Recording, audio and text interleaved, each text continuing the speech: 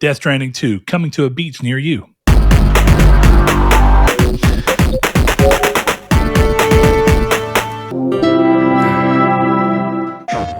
Hello and welcome to Triangle Squared, a PlayStation podcast. I'm your host, Brett Beck, and alongside me, as always, is a sickly, down but not necessarily out for the count, Chris Figs. Chris, you going to let the people know how much you're suffering today, or are you going to just suck it all in, put on a little semi-fake smile, and say that all's good?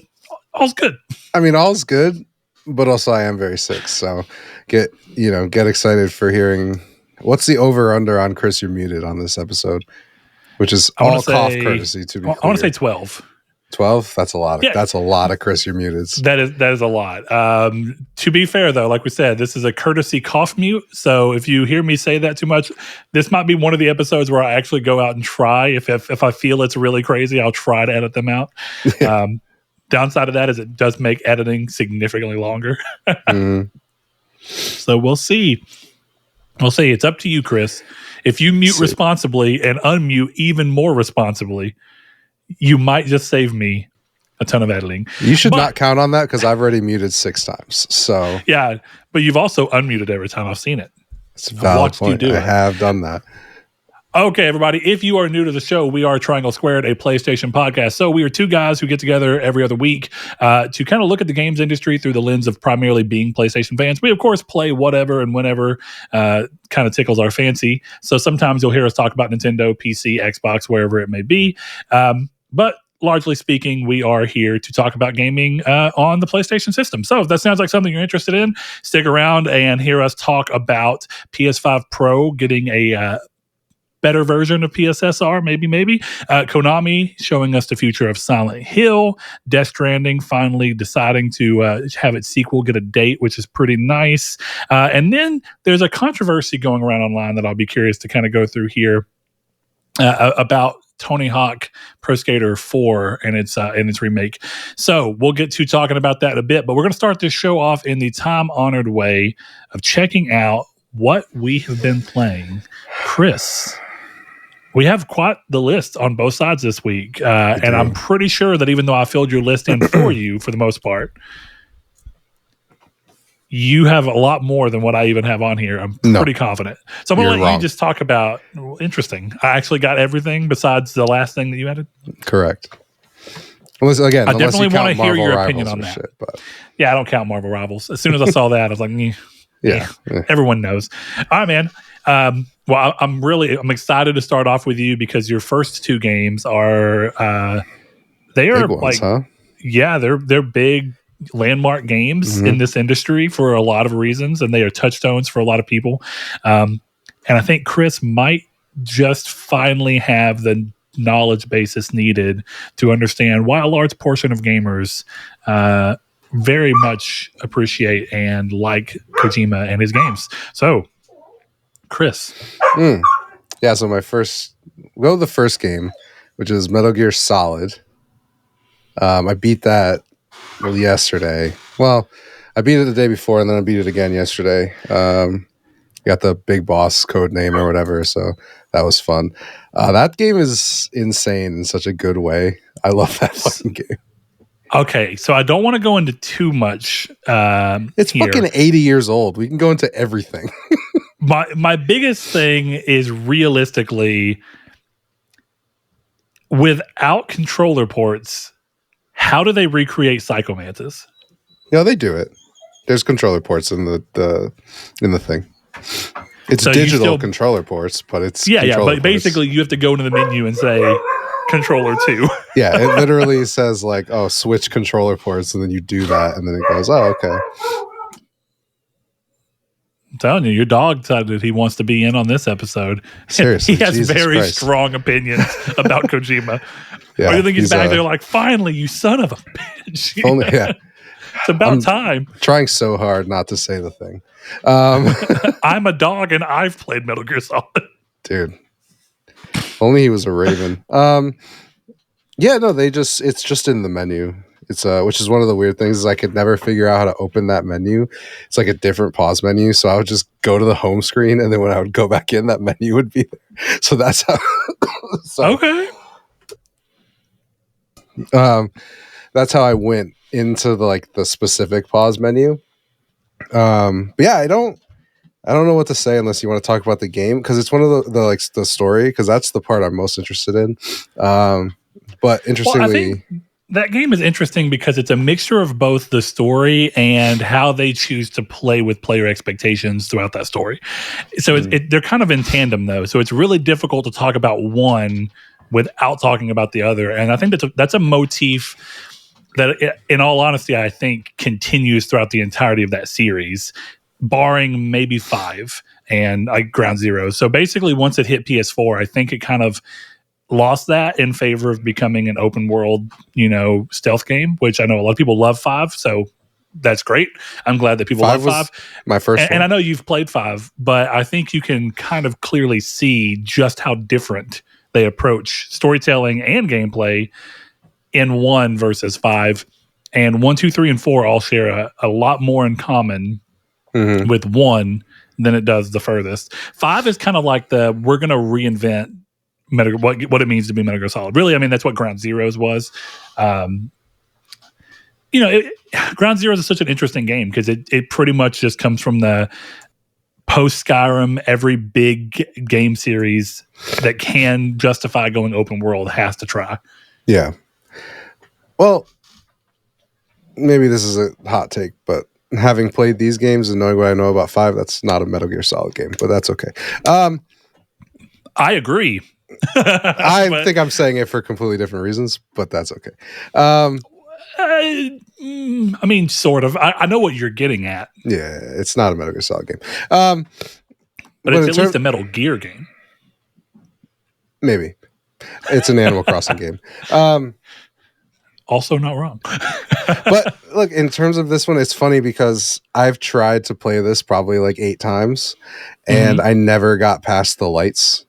If you know the game, I couldn't figure out how to control it. And then, now I'm like fucking OG, like ran through no alerts the other day. It's like great stuff, but I don't know. So what kind of dumped you over the hill this time then? Because I mean, like that's I know that's kind of who you are. Yeah. You try games, you hit a roadblock for whether it's because of a skill issue or a lack of knowledge or just a lack of interest. You play a game, you hit this point where you're kind of like, meh. You come back a few years later, you keep doing it until one day it clicks. So I know I'm asking kind of a weird question, but it is always interesting for me to figure out what it is. Like, is it just that you pushed on, or is it you pushed on and then at a certain point you're like, this was the moment I knew I was glad I pushed on? No, it's just like, I'm just going to, the game's like fucking 2 hours. There's not much to talk about. So I'm going to spoil a little bit of it just to make a point. But once I got to Ninja and the Revolver Ocelot fight and like everything that happens in there, I was like, this is fucking insane. Like, this is insane. There were a couple like almost stopping points for me, like the M1 tank fight. Like, I don't like that fight. You'll never convince me that's fun. Like, it's not a fun fight. It's not a fun fight because I didn't get thermal goggles ever. I never found them. I don't know where they are. Never got them. So that fight was me learning a path and only being able to use that path. And when you're in that fight, you can't see him shooting at you. And my path was directly in his line of sight. So it was basically, I had to have enough rations to get hit a couple times until I was able to get where you can kind of duck and then we'll shoot over you. And then you just sprint at him and throw a bunch of grenades and the fight's over. It's super easy. And that was one of the big things I found with this game, was that it wasn't hard at all. But I think that's a good thing. Because it's a puzzle. It's a puzzle game in a lot of ways. It's also figure out what you're supposed to do, then it's easy. Yeah, it's also a boss rush game. True. It's like the pockets of combat are all bosses and everything else is just an exploration. Like, you're not going to get caught unless you're just not playing well. Like, you're just not. Like, I don't know. Well, there's a lot of hindsight. Like, I get what you mean. And even that fight, right? Like, a couple of the fights I actually don't think have aged nearly as well, even though ultimately I think the game as a whole has aged better than anyone would have thought, because it's one of the first fully 3D games. A lot of those games in that era are not that fun to play because they're exploring what makes 3D fun. Mm-hmm. And how you can do 3D in a way that's different. And I'd say most of the games that play really well from that time period were not trying to be something new in 3D. They were just trying to do 2D game design in a 3D way. And I think that even extends to something like Crash Bandicoot. I love Crash Bandicoot, and it is a 3D platformer. But first of all, that game goes 2D quite a bit. Even the new one did. But also, its design is essentially how do you turn a 3D or a 2D platformer into 3D? Whereas Mario, 64 was like, how do you reinvent what it means to be a platformer when 3D is available to you? Yeah. And they're both good for different reasons. But yeah, so this game has aged pretty well, and I'm glad to see that you were able to go through it. It aged fantastic. Like, it's very recency bias, but like I think just how much I enjoyed it. Like, I'm like, yeah, I see the sauce. I'm letting Kojima cook for Death Stranding 2 and Neil. Well, speaking of 2, you have a really great comparison point where I think you see the series take quite a big jump in quality and gameplay and everything. Not that it necessarily needed one, but you've hopped into 2. So where are you at Metal Gear Solid 2? I just changed characters. Okay. That's what I was wondering. Okay. Yeah. So that, which this is something I want to talk to you about because I have a dilemma. But these cutscenes are so long and they're so good, which is the thing. But like I was telling you, like I started a cutscene last night, had to go to bed, and I was continuing it tonight before we started the show. And then Brett was like, "Oh, you got 15 minutes." And the cutscene took about the 15 minutes to actually finish. But it was cool. Yeah. I don't know. 2, I like 2 so far. I don't have any issues with it. I got a little... One of the problems that I have with Metal Gear so far is that it's a little confusing. And I think that's just a design of how it was back then. And I almost prefer it. Like, it's one of those, like, you're not going to hear a yellow paint controversy for Metal Gear Solid 2 or Metal Gear Solid 1. Not. And that was one of my stopping points in 1 was that I didn't know there was an air vent somewhere. And it's like the angle it's like, that's just a flat wall. And the only reason I found it was because the controls are so, let's call it loose, that I just accidentally hugged the wall and all spun around. I'm like, oh, there's a hole here. And like, that's how I progressed. And I was finding that a little bit with 2, where I think if I knew what I was doing, I'm probably 15 minutes into the game. But because I didn't, this is now 3 hours of game time.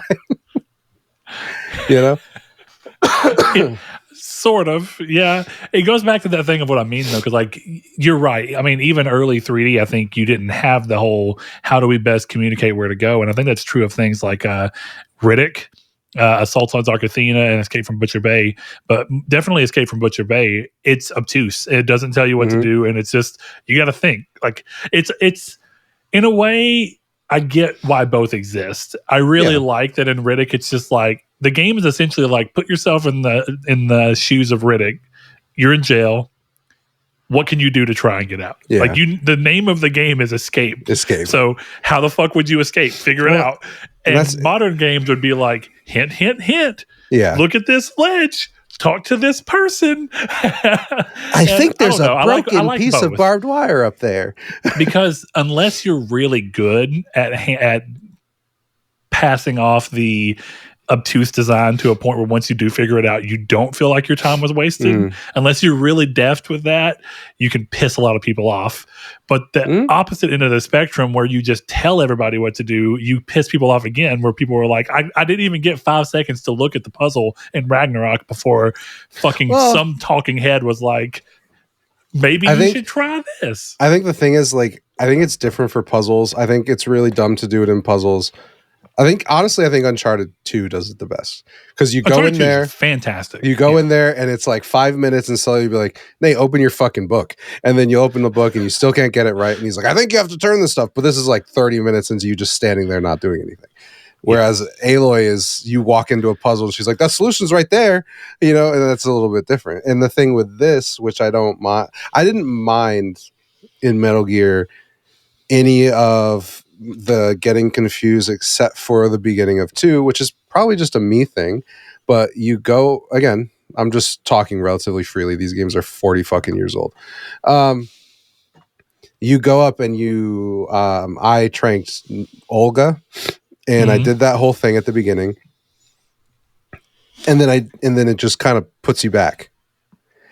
And what you're supposed to do is basically backtrack all the way back and go through a different door that I didn't even find on my first playthrough or like first walk up. So that I'm like, I was running through this entire thing, and the only way I did it was I went to a fucking IGN guide and I figured out, oh, it's a door in this corridor. And I don't mind that either. I guess the only complaint I have so far is the VR missions of Metal Gear Solid 1. I want to explain how bad I find these missions, okay? I was missing one trophy in Cyberpunk 2077, and I played another 50 hours to get it. Just to be another 50 hours. I am one trophy away from Metal Gear Solid 1 Platinum, and I'm not going to get it. I'm not doing the VR missions. However, I know full well as everybody listening to this show is, I will probably do it tomorrow. But as my of right stance now, is I'm not. Yeah, because it sucks. And it's not even that like the gameplay is bad, it's that it's 300. There's 300. I did 150 Crisis Core missions. 150 is okay. 300? The speed you don't run gotta convince me of anything, bro. The speed run guide is 4.5 hours for just the VR. That's longer than Metal Gear takes.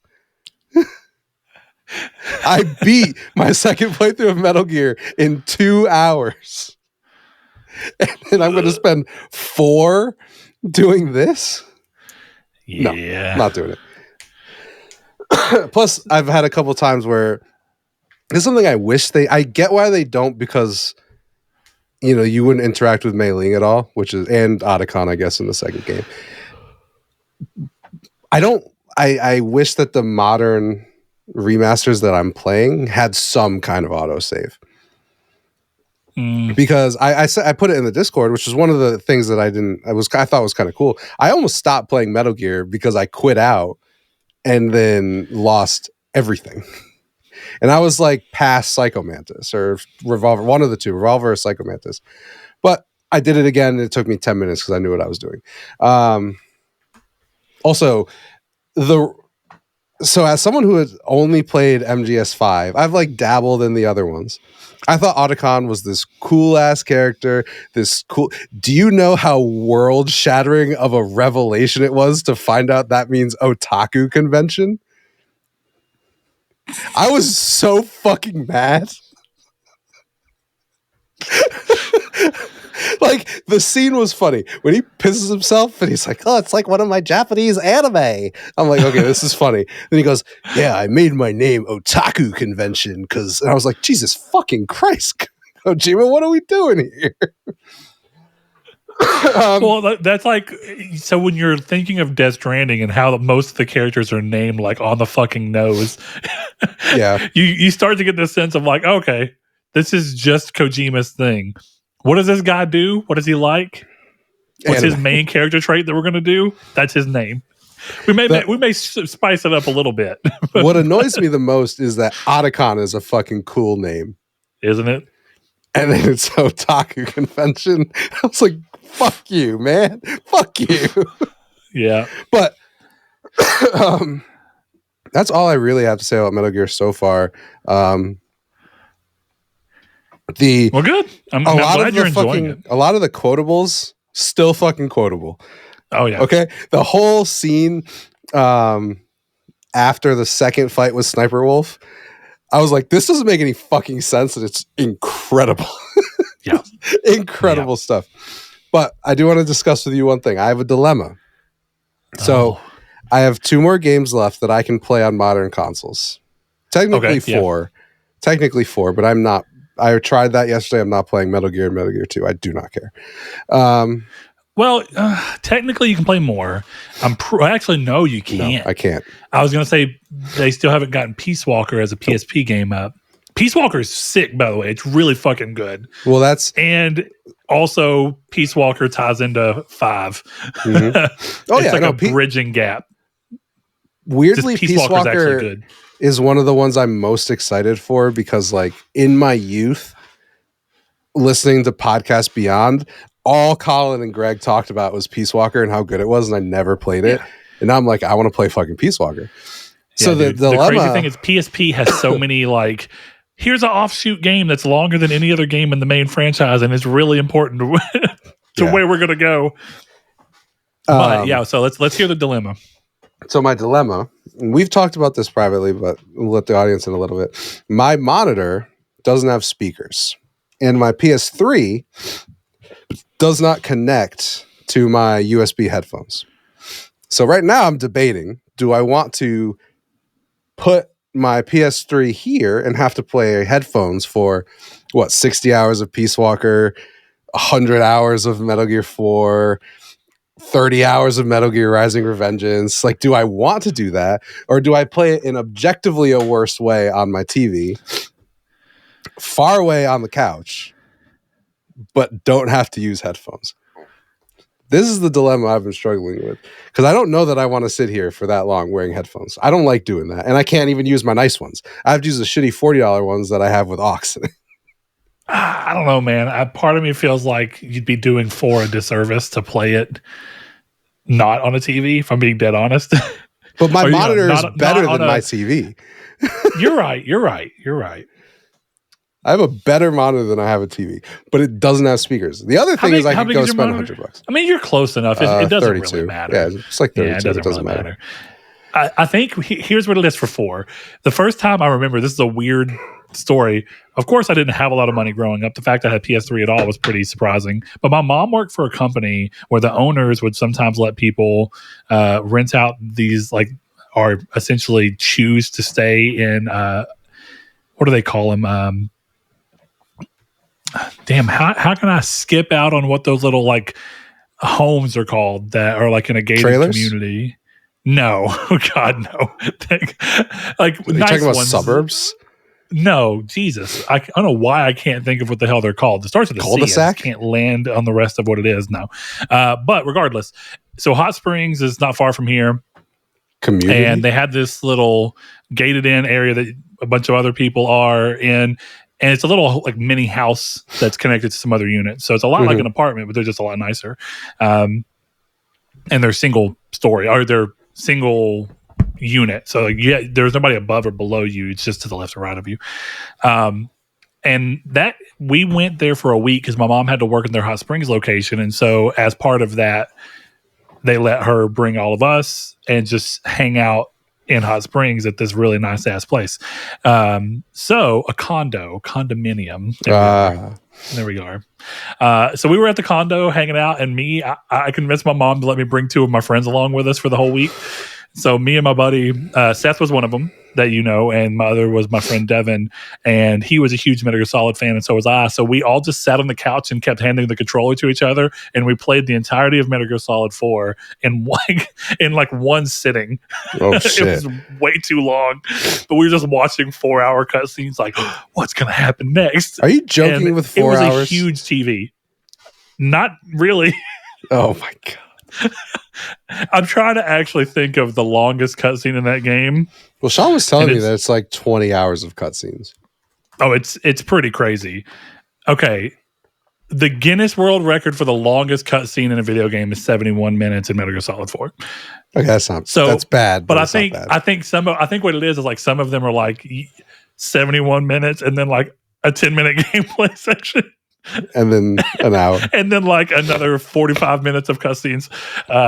So, of course, the joke for the game is that it's just crazy long-ass cutscenes. But it's it's crazy. It's a game I need to revisit. And I have severely been debating playing my PlayStation 3 just to revisit it because it's stuck there, unfortunately. For now, it won't be. Yeah, I don't anticipate that it will be, but at the same time, that's going to be a really interesting game to see ported over because that was one of the games that like really utilized PS4 or PS3 early on, and I'm curious how much it would take to have to try and like pull that over. I'm not saying they can't do it. They certainly can. But what might change in the process as a result of just we don't have this type of processing that the SPU's offered? Well, didn't Kojima say he had it running on 360? So like, I'm sure it's not going to be that hard. I don't recall. Maybe he did. I really don't. He said that. Yeah, that might be a little factoid. But I think. Okay, let me rephrase. I think they had it running on 360, but it was like 15 discs or something like that, which was the game is like crazy big. Yeah. Part of it was just Blu-ray helps it. Yeah. I will say I'm surprised at the perviness in these games. I guess I shouldn't be, but I'm a little surprised. Yeah. Well, I was kind of. Hold on, you played 5. I don't think Quiet's pervy.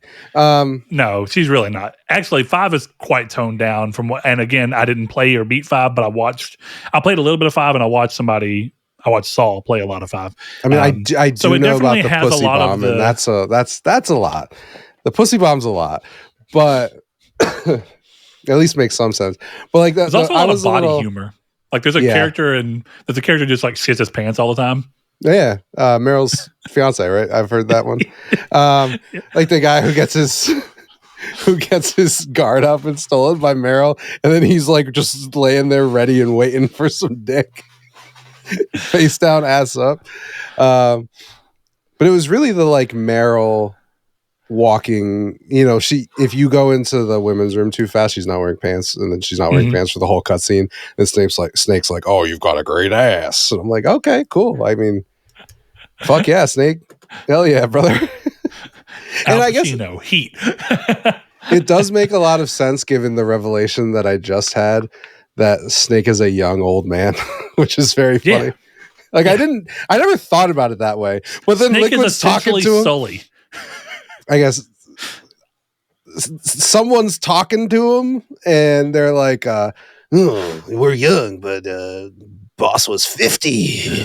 And I'm like, Jesus Christ, man. Okay, you're an old, pervy 25-year-old. Cool. So it goes. All right. Before we go to talking about your other couple, we have one that we share. I want to quickly, Sackboy, A Big Adventure, me and my wife got through doing co-op on. And like I mentioned to you, if I got through all the other trophies, which were all co-op related pretty much, the only one that I have left is the get a gold on the final Knitted Night trial, which is the Rip Snorter. And so, of course, I've been playing that game. I decided to give it a try again. And I've probably spent an hour and a half on just that level, maybe 2 hours already, just trying. And I've gotten further than I've ever gotten, but it's so infuriating because I'm playing it aggressively, because when I finally beat the level, which I haven't even been able to do yet, it's because I'm having a harder time beating it because I'm trying to be aggressive in playing it so I can make sure that when I finally beat it, I have the time for the gold. Yeah. So that means you got to try and cut as much time as you can off. And I still just think it's crazy. The jump in difficulty for this one trophy. This game goes from being totally platinumable to what the fuck were you thinking? Like, I cannot believe it's a gold. If it was just simply get a bronze, therefore beat the Rip Snorter, that's probably enough of a challenge. Fuck a silver. I think it jumps from 10 minutes to 13 minutes. You get 3 minutes more just to get a silver. That would be reasonable. But I got to get a gold. And so here lately, I've been getting to this point where, of course, you're picking up clocks that pull your time. You know, they pause your time or take time off or whatever. So right around the 6 minutes of the timer mark, which is probably around 7 minutes of gameplay, I keep fucking up. So I'm probably right at like the last 20% of the level, but I'll fuck up. And usually it's like I'll fuck up somewhere in the half level because you can get hit twice. If you don't fall off the map, you can get hit twice. And so I'll get hit once, and sometimes I'm like, it's too early. I got to go ahead and restart because it's just, it doesn't give me enough wiggle room. So it's infuriating. And it's funny because there's another game I'm going to talk about here in a bit where I just feel like there are two games that I want to platinum, and I would, but something is keeping me from fucking platinuming them, and I'm kind of pissed about the other one. But we'll get there. So instead, how about we take a second to talk about V Rising, a game that you bought, and I think pretty correctly clocked as a game that I would enjoy. But of course, my schedule and my hyper focus on one game is making it hard for me to return to it yet. And of course, I'm in your world as far as I understand it, so I can't play on my own necessarily with my character. So V Rising is a kind of like a Diablo style camera position, and maybe even like a combat idea, but mixed in with like a survival game. Mm-hmm. So my big question to you, and I know that you've said it's like when we were talking on there, but for everyone else who kind of has this like, wait a minute, I thought Chris didn't like survival games. What about this game kind of struck a chord with you? I think me and you have kind of clocked this separately, but I think I do like survival games. I don't like survival games I didn't start by myself. Yeah. Because every time I've played one, you were done with it. And you're like, oh, come play, it's really fun. And then you gave me all the shit. And then you even said this, and I was like, this is not fun anymore. Like, I'm not doing anything. I'm not making progress. That was a good lesson to learn, by the way. Like, we've been, me and Donovan have been playing Grounded, and I'm kind of glad that he's not gotten any further than we are right now. And it'd been a while. So it's like, he can't overly lead me in the right direction. Yeah. So Grounded still has this air of fun and mystery and achievement about it. And I had that lacking otherwise. It's funny because I had the same sense that you would. It's like, oh, let me catch you up to where I am, because I gave you a bunch of items, but I wasn't very far. So I was just like, just take these because they're better, but you're gonna have to do this anyway. And I wasn't far. To throw it out caught there, up with me in like 10 minutes. In like 20 minutes, I got to the things that you give me. So it was okay. So I didn't blow your spot up too much. But I was, for some reason, super interested in this game for a long time. And it was one of those games, I'll say this, I feel like it was obvious because I think I said it straight up. But I was like, I put it on your radar because I wanted to play it, but I knew it was more up your alley, so I was just waiting for you to buy it. And yeah, you did. You were like, I thought you would buy it, but you never fucking did. And it's funny. So, it's a game that has been on that. One of these days, I'll probably buy it and try it. But I've had such a struggle even playing games lately that I'm trying to stick pretty hard to my rule of I'm not buying shit unless I'm playing it then. Like, it's a good rule. It works. Saved me a lot of trouble. Yeah. So, but yeah, it was just something I was vibing with. You know, I've heard, obviously, we've talked about it. I listened to a lot of podcasts, and one of them was talking, the way they talked about it, I was like, I want to try that. It sounds fun. And like, it's cool. Like, okay, a vampire fucking survival game sounds fun. You're building up literally in the version we're playing, we're building up the Castlevania castle. Like, that's cool, you know? Yeah. So that was really my big draw to it. And then it was just something where I'm like, I know Brett will like it. So like, worst case scenario, I have something to play with him. I'm not going to invite him to a Marvel Rivals session. So like, this is something we can play together. What is it? Know your audience? Exactly. Dude, I felt, speaking of that, I felt so bad. I think I put the full stop on Destiny last night. Like, I put the full stop on, and I felt bad because I've always pretended that there was a chance. And then Sean goes, "Yo, you want to run a dungeon with me and Connor?" And I literally, my text was just no. And he was like, "Oh, but you've never done it." And I literally was like, "Sean, I love you. I'm never playing Destiny again. Never playing it again." So I finally, but I did feel bad. But I'm like, dude, you know, I don't. I've talked to you so many times about how I don't want to play it. But you kept him on the hook, though. You had that but and that was a chance. That was my problem, and that I did play Destiny with them like a week ago. But that was the thing. That was the time that went, I don't want to do this. I just didn't have fun for the whole 2 hours I was raiding, and I'm like, okay, I appreciate the invite. Like, if you ever need my help, I'll do it. I'm a good friend. I'll help you, but I'm not doing this for fun. So like, well, I think it's a little less.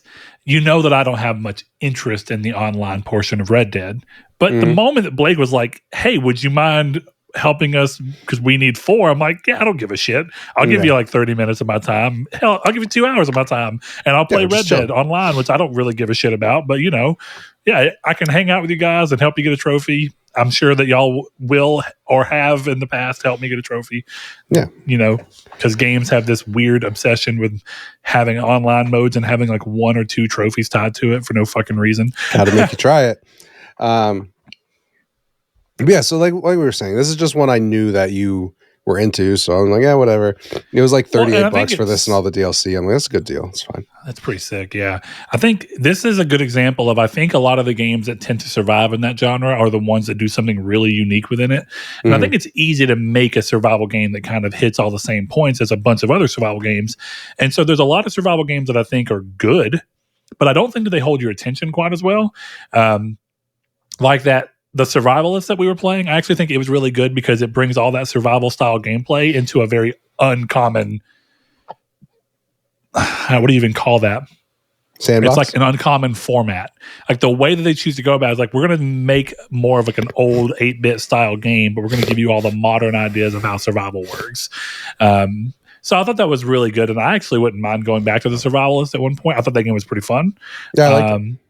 And Monkeys. I think Grounded is really fun because it's doing something unique with the bugs and your sense of scale. And I think that's really a cool way to go. I think The Forest and its weird twist on suddenly having these mutants that you're like, what the fuck is this? Is a horror game?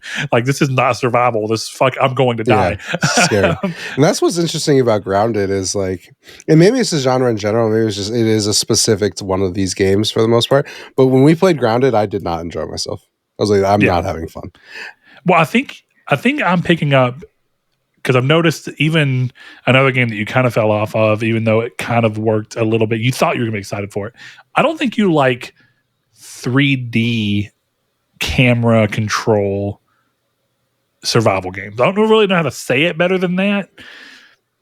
Yeah, I think there's a reason that V Rising is landing with you and the Survivalist landed with you, and the commonality between those two is that they're like third-person isometric camera. Yeah, I could see that. Every game that I've tried playing with you, the only one that I think might have worked, Tribes of Midgard was a bad example of pulling you into a game. I think stylistically that game actually might be up your alley, but in trying to make you like it, we took all of the progression away and just said, here, have all the stuff and have the fun we're having. But like we've talked about many times, you have to earn that fun. It's only fun when you build up to it. And so, yeah, I think because you fell off of Pacific Drive pretty hard too. And that was a game that you really thought you were going to be into. And I know Pacific Drive's kind of weird because in a lot of ways, it's also like a survival game from the perspective of a car. But no, you're a person. I mean, I know that you get out, but the car plays a very big part.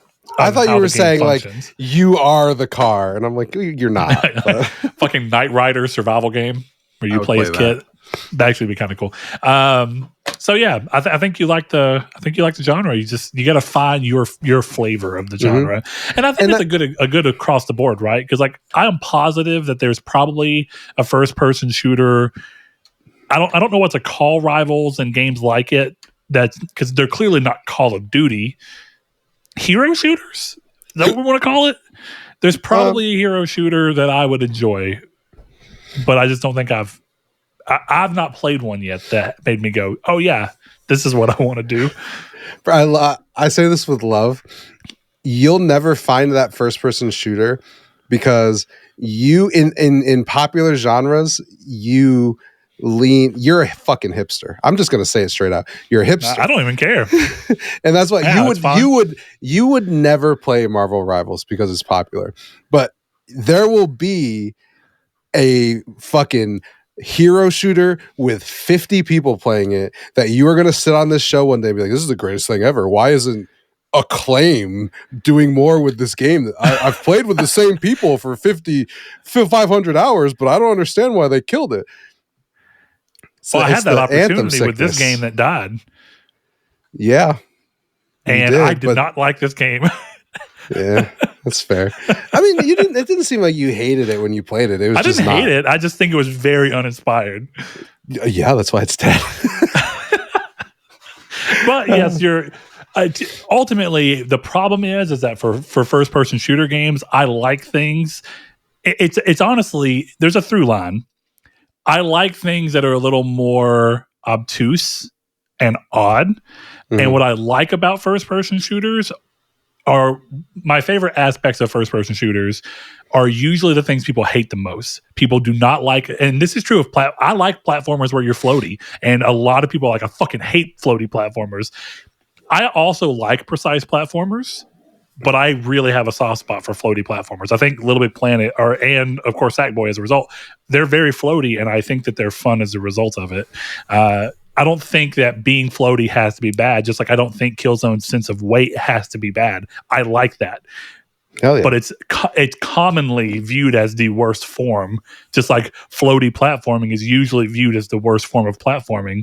And I tend to like the things that are, for whatever reason, whether it's because I'm actually a hipster and I just have a problem liking the thing that everyone likes, which I doubt. Because I mean, I like Uncharted, love Uncharted, and at the end of the day, Uncharted is pretty well common third-person shooter. I don't know what else to say about it, like gameplay wise. But ultimately, for online games, it's really hard for me to find something that sticks. And I do feel like usually the online things that stick with me are the things that don't do well. Well, and you don't have the time to invest. Like that's the thing. I really like, don't. You don't. Yeah. I didn't fall in love with Marvel Rivals at first, but then it was just all my friends are playing it, and I got good at it, and now we're having fun.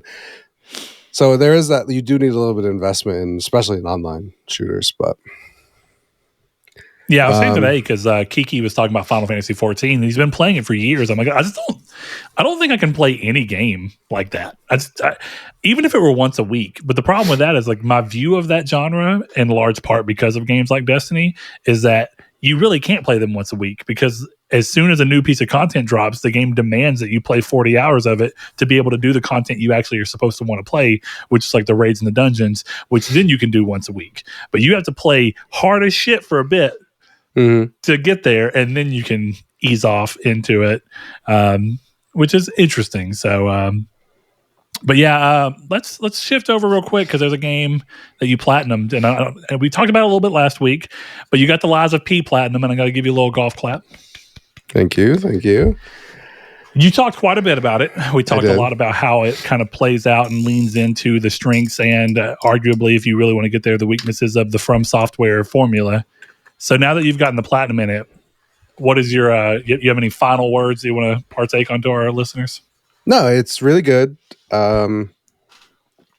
It's probably number 3 in my Soulsborne rankings, but it's far too easy. Far too easy. Like I'm a little disappointed in how easy it was. So we didn't actually talk about the Laxasia fight. Too easy. Interesting. It's I think just to clarify for anybody who's curious, because I'm sure there's someone who's played it and been like, this game's fucking hard. I think what it is that the game is very malleable for you to find a build in which you can overcome any challenge in the game. And so the game is kind of a weird balance of striking something between what you find fun, but also not having the thing you find fun completely zapping away all the challenge. Because I'll tell you the build I have, Laxasia, it took me like 3 tries. Which is, don't get me wrong, that's not much. I know there are people that they called her like the filter boss, where there's people that tried fighting her like 50 times. And I'm not saying I don't see it, because I can see how you'd be struggling. But, you know, it's kind of like what I talked about whenever I was talking about Talos Principle, which I'll talk a little bit more about. But it's this idea of like, I think certain mechanics naturally click with gamers. And I think that sometimes bosses are just a check of the thing that you've not been doing. Because like a good example is like there's a boss. Oh, Laxasia is a boss to just be like, hey, I think it's Laxasia, where it's all, how good have you gotten at parrying or perfect blocking?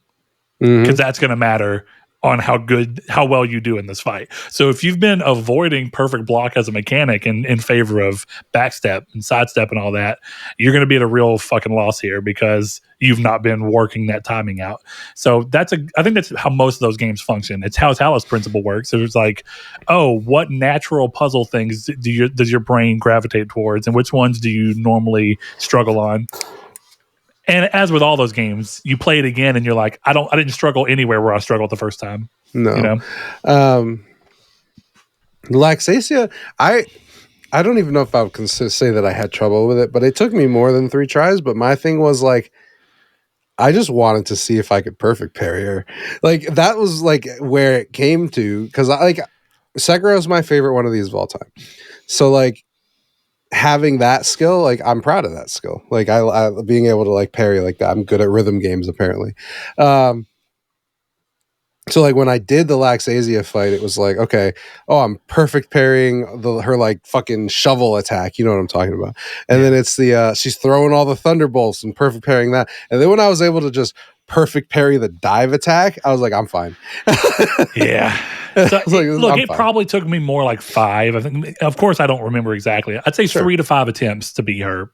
And I'm wrong. They were like frustrating attempts because I was like, because what it is it's almost like, okay, I died right at the end of phase 1, but you figure out phase 1. So next time you get to phase 2, then phase 2 happens. You're like, what the fuck? And then you fell on something and you're like, but I got that one down. And then the dive happens and you're like, oh, fuck. So, yeah. It's like, it reminds me of like platformer games where it's all you got to do is learn their phases. And once you learn the phases, you've kind of got it down. Yeah. One of the biggest like things with the difficulty here, again, I think this is like a purely, like I've played every Souls game, and quite frankly, I think in my friend group and maybe even on this show, my skill level at them is severely underrated. Especially amongst my friends. They act like I've never played these fucking games. And one of the things here is that if you're a veteran of these games, this is not hard. This is baby's first Dark Souls. Yeah. But when I did New Game Plus, is a big issue that I do have with New Game Plus. So once you hit 16,000 ergo to level up, it does not go up again. So for half of my New Game Plus run, I would get 16,000 and I could level up. And every enemy in New Game Plus was giving me 4,000 ergo. So I think I finished the game at like 220. And it was to the point where I had my build and I was just throwing stats into other shit. I was like, yeah, I'll just fucking put it in motivity that I never used one time. You know, whatever. Yeah. So I think that was a big balance thing. Like if you play a Dark Souls game, like it continues to scale how much you need with the enemy. The enemies do continue to scale too up, but there's a certain point. It was to a point in Lies of P where I could kill 8 regular enemies and level up. And yeah, like, that took a lot away. Here's a question, because there's a similar thing in terms of how replaying a game impacts something. Where for me, the other game I was going to talk about, of course, lies the Talos Principle 2, and it's a game I told you I didn't intend to go about platinuming really, but once I beat the game finally, I got like a lot of the side trophies just naturally playing it. Like there's a couple of specific ways you're supposed to do you're supposed to complete certain puzzles, and I just didn't even realize I got trophies because I completed them the weird way my first time, which is nice to see because it's like, oh, cool, and then have to worry about that. There was only one puzzle I needed to do in a different way, but I had like 75% of the trophies by the time when I beat it. And I was like, I mean, how hard would it be to go through and do the other decisions that you need? And so I did another playthrough and then did a save scum to get the third ending, just because why not? It was obvious to me where it had to be done. And my first playthrough was 50 hours, bunch of exploring, doing every bit of side content. I did every puzzle in the game, no skips. I mean, every side piece, there's these golden puzzles you got to do. There's a different side story you do there. So I did a bunch of shit. And I read every bit of it, like the philosophy stuff that you can find in the little readers. So that was cool. But on the replay through, I beat the game in 10 hours because I'm skipping cutscenes. I'm skipping any kind of like discussion points with people. I'm just making decisions mainly off of memory of what I know I need to do.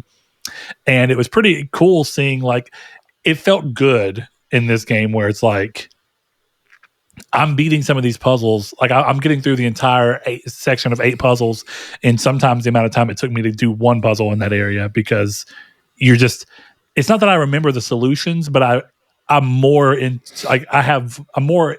connection with what the game is wanting you to consider when you're thinking of puzzles. So for Lies of P, was New Game Plus fun in that sense of like, oh, I've got this all figured out, therefore I'm playing it? Or was it just, what it sounds like is, it was just swinging into enemies to get through the game again because the trophy demanded it? I mean, like, without a trophy, I probably wouldn't have played Lies of P again. I'll say that. And that's fair. Same with Talos Principle 2. Yeah. I mean, I wouldn't have played I wouldn't have played Sekiro more than once if I didn't need to grind for levels. So, you know, and I love that game. But I guess I'm just saying that when you have a second playthrough, the way you feel about the playthrough, I think, is kind of a hit on how well the game does with its design and being immediately replayable. And I think puzzle games are pretty good at that. And I think games like Infamous and stuff are good at that because they have that little bit of, I can do this other moral choice system that I didn't do. But Lies of P, I guess, kind of has that. New Game Plus, I guess you could just be like, I'm going to not lie or lie, depending on what I did. Yeah, you could do that. I mean, for me, it's very rare for me to replay a game unless it's something like a Resident Evil or even now a Metal Gear, right? Where the point for me of a New Game Plus is the big boss codename or the unlimited rocket launcher in Resident Evil, or I can beat Resident Evil in under 3 hours. You know, like that is, to me, is cool. Like Lies of P doesn't have that, and, you know. So for me, the second playthrough was just kind of, okay, I'm going for this trophy. I'm enjoying myself. And one of the things that, like, you know, I was talking to Sean about it, and he's a big difficulty guy. And for me, he was like, oh, well, just stop leveling up. And I'm like, I don't think you understand. I'm not upset that it's too easy because I'm trying to get to the end. Once I beat Laxasia, I bought the record. I was done. I wasn't beating this game again. So, like, I was like, okay, cool. This is a fucking cinch, you know? But I think if you were someone who was trying to get a harder experience, it's not there. You're not getting that. You know, that's not what New Game Plus is. You know, New Game Plus in Lies of P is an easier experience, which I find interesting. Whereas Dark Souls, Sekiro, all these things, you're playing New Game Plus and it's getting harder. Yeah, I think it sounds to me like Lies of P's New Game Plus is more in line with what I expect the New Game Plus that I'm debating having to do for the final game of mine, which is I kind of hit that. I platinumed Talos Principle 2. I immediately jumped back to Sackboy to try and do the Rip Snorter for like 30 minutes, 45 minutes after the night before doing it for like an hour. And I got so pissed at Sackboy that I just closed the game. And I was like, I don't even know what I want to play because I don't want to play anything remotely adjacent to a platformer right now. Which is ironic because in a lot of ways, it's sort of still an element in what I'm playing. But platforming is in every game. That's it's impossible to truly avoid. Not in Metal Gear Solid.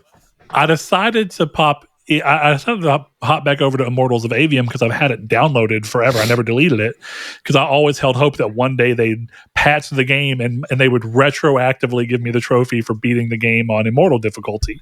Well, I forgot that last time I played the game to check and see if it was that, I had started a New Game Plus, which deletes the save. And so I was like, oh shit. But it turns out that it deletes the save that shows 100%. And so I was like, well, I don't know what that means. So I went back and found that my PS Plus save, cloud save, was a save that was with the Immortal difficulty at 57% complete. And I had apparently downloaded that last time I was I had played the game just as a safety measure. So I booted the game back up and I was like, 57%. I remembered that this happened and I thought, I can just beat the game from here. The trophy's been fixed. So once I clear credits, I should get the trophy. Well, guess what? I completely beat the other 50% of the game, or I guess 3% that I had not done. Remembered why I like this game so goddamn much. It's fun. It's not perfect, but goddamn, it's just a fun game. I'm having a good time. I beat it today at lunch. I thought, yes, I got this trophy. Here we go. It didn't pop. And I think what it is, I think the trophy's only fixed if you start a new playthrough of the game on Immortal difficulty. I cannot go back to a save that was started underneath the bugged code. And so I have beat the game again on the hardest difficulty. But now basically my choice is to try again. But New Game Plus exists now and it didn't in launch. So I am debating doing a New Game Plus run on Immortal difficulty where all of my gear carries through. And I have a feeling it's going to just be like you're playing the same game again and having a good time. It's just really easy because you can hyper level everything. You start with all epic legendary gear. You get more legendary shards, so you can have more legendary stuff. I don't know, because that's another 15 hours of game. I see, but I think the thing is, I think the power fantasy version of it is even a different thing than what even we're talking about with Liza P, you know? Because, like, true, you going in and just making everything your bitch, I think that's fun in a different way, you know? Well, dude, it's funny you say that because you brought up Anthem a while back, but one of my favorite things to do on Anthem occasionally was just to put the game on the easiest difficulty and go out on a solo expedition and just fucking wreck shop, because that game would give you this crazy, like, if I were Iron Man and I had a death list of everyone I could kill while I had this power, that's what it felt like. That's what it felt. Jesus. It was like, I'm out. If you're in my sights and I don't like you, I'm going to kill you. And there was fun to be had with just unleashing on that fucking game, hitting every spell that you could, hitting everybody and just blowing shit up, never taking any damage, and just being like, I'm the god, I'm the master. Exactly. I don't think every game masters that. I think some games really aren't fun in that regard, but some games you're just slaying and you're like, you're damn right I am. I'm the shit. Yeah. I think you should try. I honestly, if you'd asked me, I would have been like, you should just start again. I should have. And now I'm a little more annoyed because I beat the remainder. So I beat like half of the game almost again. And now I'm going to have to do it all over again. I still really enjoy the game. And I think I'm going to ride the fact that I'm still in that I enjoy the game for what it is. Mm-hmm. But you can't skip cutscenes in this game. So can you in New Game Plus?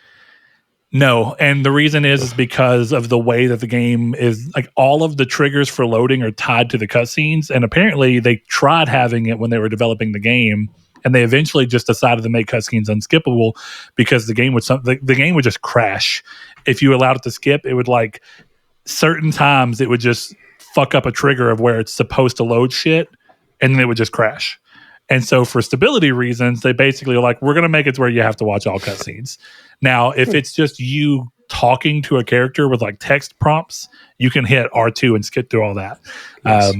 But if it's a cutscene, you're watching that motherfucker. The game's really good. I think it's got great performances. It's got a really cool story. It's fun gameplay. It's a game I'm curious to see you come around to because I know that you briefly tried it. Mm-hmm. But I don't know. I feel like you would like this game once you get out. I mean, I think even from the opening, but I think once you get out of the opening, and the game takes a little bit to get going from a story perspective because of what it's doing. So therefore the gameplay is in tandem with the story, but I think you'd enjoy it. So if you ever get around to it, I'd be curious to hear your thoughts. I've got a lot of Metal Gear to play first. You got a lot of Metal Gear to play. But the last game on here, I think, is one I'm pretty interested on because a lot of the reviews of this seem like this did not have a lot of what I was hoping for from a Obsidian RPG. And that doesn't mean it's a bad game, but I think that it's not the type of game I was hoping for in an RPG sense. I mean, I think Alpha Protocol is really good. So, no, I'm just joking. Talking about Avowed. Yeah, I've been playing. Yeah. It's one of these things. So, like, especially with Xbox being a third-party publisher, right? Like, a lot of the time I put into Avowed was to see if I was going to buy it on PlayStation. You know, so I got maybe like 5 hours into Avowed. Like, I saw a lot of the stuff. I'm gonna play it on PlayStation. I'll probably finish it there. But it's not what it presents to be. I don't know if that makes sense. I'd almost argue it's not an RPG from what I see. It's an action game masquerading as an RPG. Yeah. I think to a degree, so far I would agree with that, but I am in a very funneled section. Obviously, it's the start of the game. I'm not even in the lands of the dead or whatever the fuck they call it. So a lot of the things to me that stuck out as, I guess you could call them negatives, but I don't know that they are. Again, it's just me nitpicking. None of the bodies are searchable. You know, that was something. A lot of the items are static. And I don't know how to explain it, but when you present yourself, to me, it was like it was presenting itself so close to Skyrim, Outer Worlds. You've got your two hands in front of you. You're walking around. You can investigate some stuff, but you can't investigate everything. So that to me was where there was that little bit of disconnect where I'm like, it feels like you're trying to present yourself this way, but you're actually this way, you know? And that it wasn't a bad thing. The character creator I thought was cool. You can make hot characters. I don't know where that shit came out of, but the characters are fine. They look like normal people. I liked some of the side characters that I did meet. Some of the criticisms that I did see, like you can't kill wildlife, like I found out instantly that wasn't true. And I would imagine that a lot of that wildlife is more of like static, like the Brahmin and Megaton, right? Like you can kill those in Fallout, but I would imagine in this game those Brahmin would not be killable because they're town people basically. Sure. So that's it. I thought the combat was cool. I'm playing like a warrior. I don't have a ton to say except I like it. And I think if you are looking for an action RPG, heavy on the action, light on the RPG, it's a good game. Yeah. Because there's a lot of RPG elements. You're making your own character. There's dialogue choices, right? Like I have a war general, so I have more stuff open to me. But other than, dialogue stuff.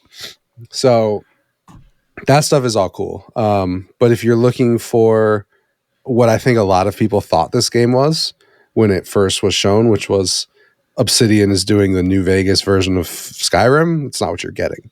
Not even close to what you're getting. And I'm not surprised that a lot of people didn't like it because, again, we've talked about the fact that I don't necessarily watch every fucking trailer for everything except for Death Stranding 2. So they might have done a presentation that would have, alleviated some of that. But for me, it wasn't. I basically watched the first trailer. That was. I don't care what you say. That was them copying Skyrim. That first trailer. Oh, the game's had a huge tonal change since then. Yeah, because it was like cool colors, mountainy crags. It looked like it was trying to riff on Skyrim's magic system. Like it just across the board.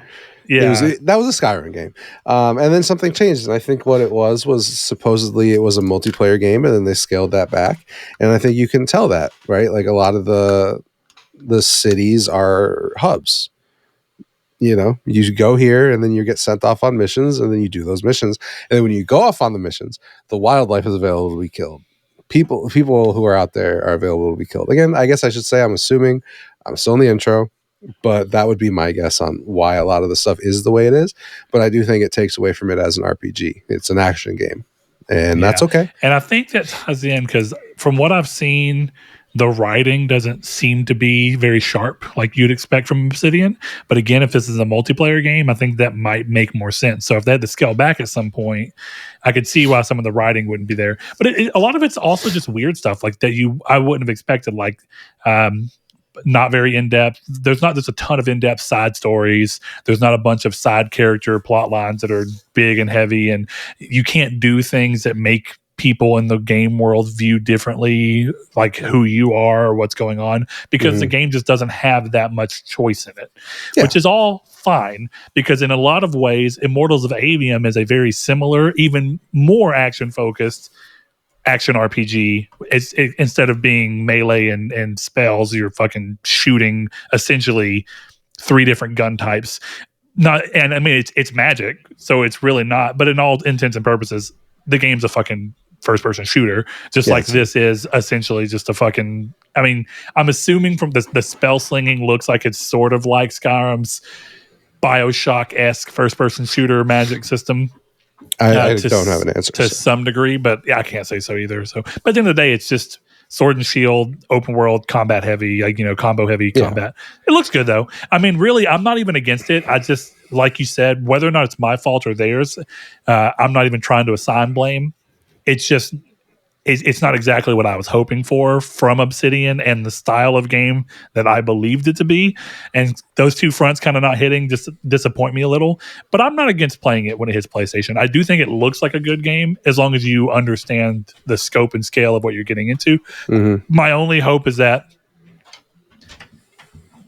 because I'm unsure of who to blame here, I'm hopeful that Outer Worlds 2 is not hit with any of the things about this game's take on the RPG, because the Outer Worlds is a great game and I want to see all those systems expanded on, including great side characters and side quests.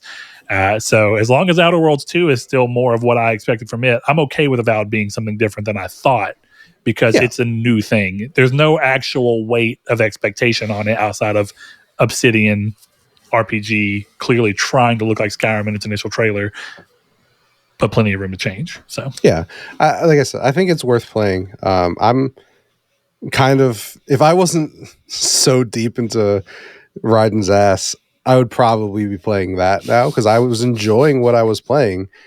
Yeah, but I have to continue Metal Gear, so I won't be playing much more Avowed, at least not tonight.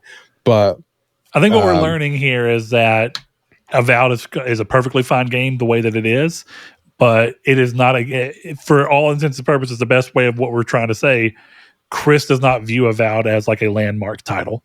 No, because the fact that Metal Gear Solid, which has always been considered a landmark title, but is very old, is holding your attention this much over a new game, just goes to show that doesn't mean anything bad about Avowed, but prioritize it where it goes. If you have an option between something that you're really into that's a landmark title and you want to keep pushing through, there's a reason that those games became, so big in the eyes of gamers. So, well, Avowed, it's funny because I think Avowed is actually the perfect example of how I buy games sometimes. And we've talked about, look at trophies, guys, and stuff like this.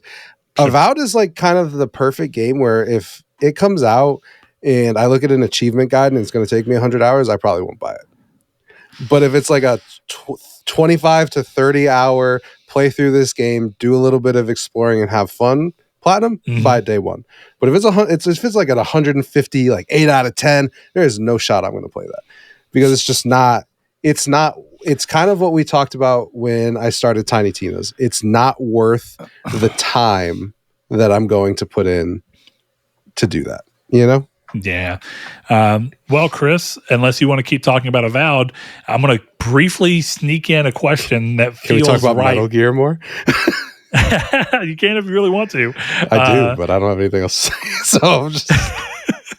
Well, I'm gonna slide in a question from Sweet Righteous Jones, our boy Ryan over on Twitter.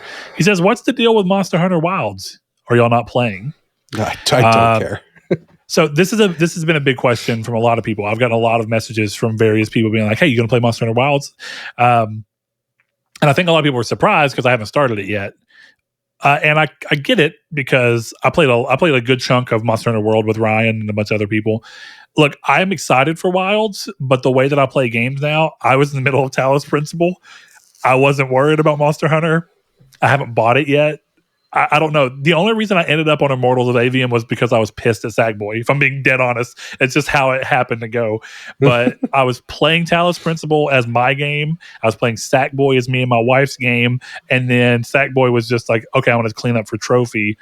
So I think it's a setup where I am going to play Wilds, but I think I've kind of just understood that moving forward, it's going to be a rare day that I'm playing games day and date, because I'm usually already playing something.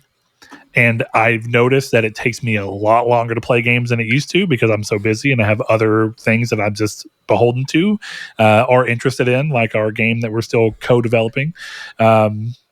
That sounds like we're doing something digital, but our card game that we're working on, that we're spending a lot of time on. I've been giving up time to play video games so that we can play test the cards and mechanics that we already have, which has been so fucking fun. It's very rewarding. I'm loving it. It's great to make something and feel it coming together and be like, this is fun. I can't wait to see more people play it and do it. So in the long run, I will play Monster Hunter Wilds, and when I do, if you're still playing, I would love to play with you, Ryan. But I hope that this isn't a situation where everyone feels weighed down by the fact that I'm a brand new hunter and they're all hunter level 100. Yeah. Like, yo, come on. So Chris is just a different. Chris is not the Monster Hunter guy. Never has been. He's tried and tried and tried. It just doesn't land. Here's the thing that I'll say. had you bought it at release and asked me to play, I probably would have played it. MLB comes out in 4 days. I'm not fucking playing Monster Hunter over MLB. There's not a shot in this fucking world I'm going to play Monster Hunter Wilds over MLB 25. Are we kidding? That's not even me making a quality judgment. I've been on this podcast for 5 years, and I've platinumed MLB for 5 years in a row. This is not a shock. It's expected. Yeah. Yeah. I'll say that there's a decent chance that, look, I've already beat Avium. It's the type of game where I can just move through, and it's 15 hours. Honestly, it's the quickest type of game I can move through, for being real, because it's still going to take me probably a week, because 50 hours of the Talos Principle. 50 hours of the Talos Principle took me like a month. Yeah. And it took me like 3 months to do the 140 hours of Persona. It's like 4 months, actually. So I still can't believe that long. All that to say, I will play Wilds. There's a chance I start Wilds in like a few days, because I could see me concurrently playing that game because of the way it's designed, and a game like Immortals without problem. So the time is near. I don't know exactly when. Yeah, even because in my head I'm like, I'll download it because Brett has access to it, but it's like, kind of, what's the point? Because I'm serious, I'm not gonna play that game by myself. And it's like, I know, it's kind of like Destiny, where at least with Destiny, like, I have the kit, like, I played enough of the game where I can just hop into a raid. But like, you're not gonna hit up a level 100 and be like, yo, can you help us take out this boss? So like, there's no I genuinely just don't see a point of me ever playing it. I kind of see that, because there's also this problem, and I don't know how Wilds handles it, so I'm throw that out there. Worlds sort of had this problem where eventually you're helping someone hunt someone that just doesn't have anything you need for any of the kit you're working on. So you may just do it for fun, but there's not really a progression reward necessarily for it. And that's not a bad thing. Some people just really enjoy the game, so you're going to do every hunt you can just because you want to play more of it, and that's great. But I think, given that I'm limited on time, I think I have to be focused a little bit on what the progression side of what I'm doing is, if the game has that kind of sense of progression. The Talos Principle was a good example of it. Doesn't really have that. The progression is just, I beat a puzzle. What's the next puzzle? But a game that has big systems like this, I'm having to choose whether or not, or I can see myself having to choose, do I go do a new hunt for a new monster, so I get a new piece of the monster to make new equipment, or do I go back and help a friend do a monster that I have no real need to kill because I'm limited on time? And if I'm going to if I can only do so much of it, I can see me being like, ugh, I want to help the friend because I want to play with them, and the game is fun, but I also want to get the next piece of equipment so I can eventually beat this game. Because we go back to this thing of, I don't just stick on games like that. Like, a lot of people play Monster Hunter and they play it for a year, 2 years. They played Worlds up until now. That's not me. I play like 60 to 100 hours of Monster Hunter and I'm done. And it's gotten rare that I play 100 hours. Like, it's probably 60 to 80. And then I'm just kind of like, I've had my fun with those mechanics. I enjoy it. Usually I beat every one of the games. I beat Rise. I beat Worlds. I'll probably beat Wilds. It's just, how do I go about it? Guys, I wish you all luck on your hunts. Please have fun. I'm going to go play Metal Gear Solid 2, and then I'll be playing MLB. That's where I will be. All right. Before we go into the news, and we have another question before we go into the news. We have a lot of questions about nostalgia and memories of old and whatnot this episode. So everybody's mind's clearly in the past. But quick, if you want to support the show with more than just your time, which we are forever thankful for, you can head over to patreon.com/Nartech and give as little as $1 per month, like our newest patron and longtime listener, Mr. RMG0731. Thank you for becoming a patron. We appreciate you, man. Glad you keep enjoying the show and that you find the value in becoming a patron. We appreciate that. If you want to see what Chris is up to on Twitter, sometimes about games, sometimes about baseball, sometimes just being crazy, you can follow him on Twitter and or X at ChrisFigs_. You can find me and my rare post on the actual Triangle Squared Twitter, which is at Triangle SQRD. Or you can join us for more day-to-day, moment-to-moment talks with us and a lot of our other listeners in our Discord, where if you're a patron, You get a cool colored name to let everybody know how much cooler you are than the rest of them. Yeah, that's y'all's little benefit that you get. See, RMG's rocking that nice green now. You can see that he's better than you if you don't pay us $1. Do you think this type of marketing works, Chris? Do we just belittle everyone else while bumping up someone else's ego? Do you think? Everyone else is fucking freeloaders who are being supported by our Patreon. But of course, we jest. That pretty much cleans that up. So yeah, join us. I think Discord's the best way to talk to any of us, realistically, in my opinion. I don't know. Chris stalks Twitter a lot more than I do. He's into stirring up controversy. So it's fun. Yeah. What's your thing, Chris? That you're Puerto Rican, so you just like to start shit? You like to stir it up? Yep. I love sending out a fiery tweet, muting it, and then enjoying my day. And then just coming back to the mayhem eventually. Oh, hell yeah. And then I just delete everything. And then they're like, oh, what was the whole fight about? It's hilarious. Yeah. And it's not real, everybody. That's just how it goes. All right. Real quick, before we go into the news, we have our first question of nostalgia here. Comes from Jehudi MD. Speaking of patrons, he's a longtime listener, longtime patron. He says, how old were you when you played your first video game? And, I've talked a lot about my first video game, but I don't think I've ever actually specified the age that I was. So, Chris, it also, I think, depends on what you consider to be your first video game. But I think for the purposes of this, do we want to include arcades, or do we just want to be like the first time I had a controller in my hand in front of a TV? I don't remember if an arcade came first for me. So. Or a gamepad in hand with a screen on it. Because Game Boy, I think, was a lot of people's early games too, Like I said, I don't remember if I ever did go to an arcade as a kid before I had a console. A system. Yeah, sure. Yeah. So I guess my first game would have been when I was... No, I'm lying. So the first thing I remember is my mom buying me a Game Boy Color that I still have in lime green. Nice. Hell yeah. You got the lime green one. Hell yeah, Let's go. Yeah. And I thought my first game on it was Pokemon Red. It was not. It was Was it Tetris? No, it was a Godzilla game. And I don't remember... I think it actually just was the Matthew Broderick Godzilla movie. Is that Godzilla? I think that's what it was. I'm gonna look it up while we're talking, but that was the first game I remember playing. Wild.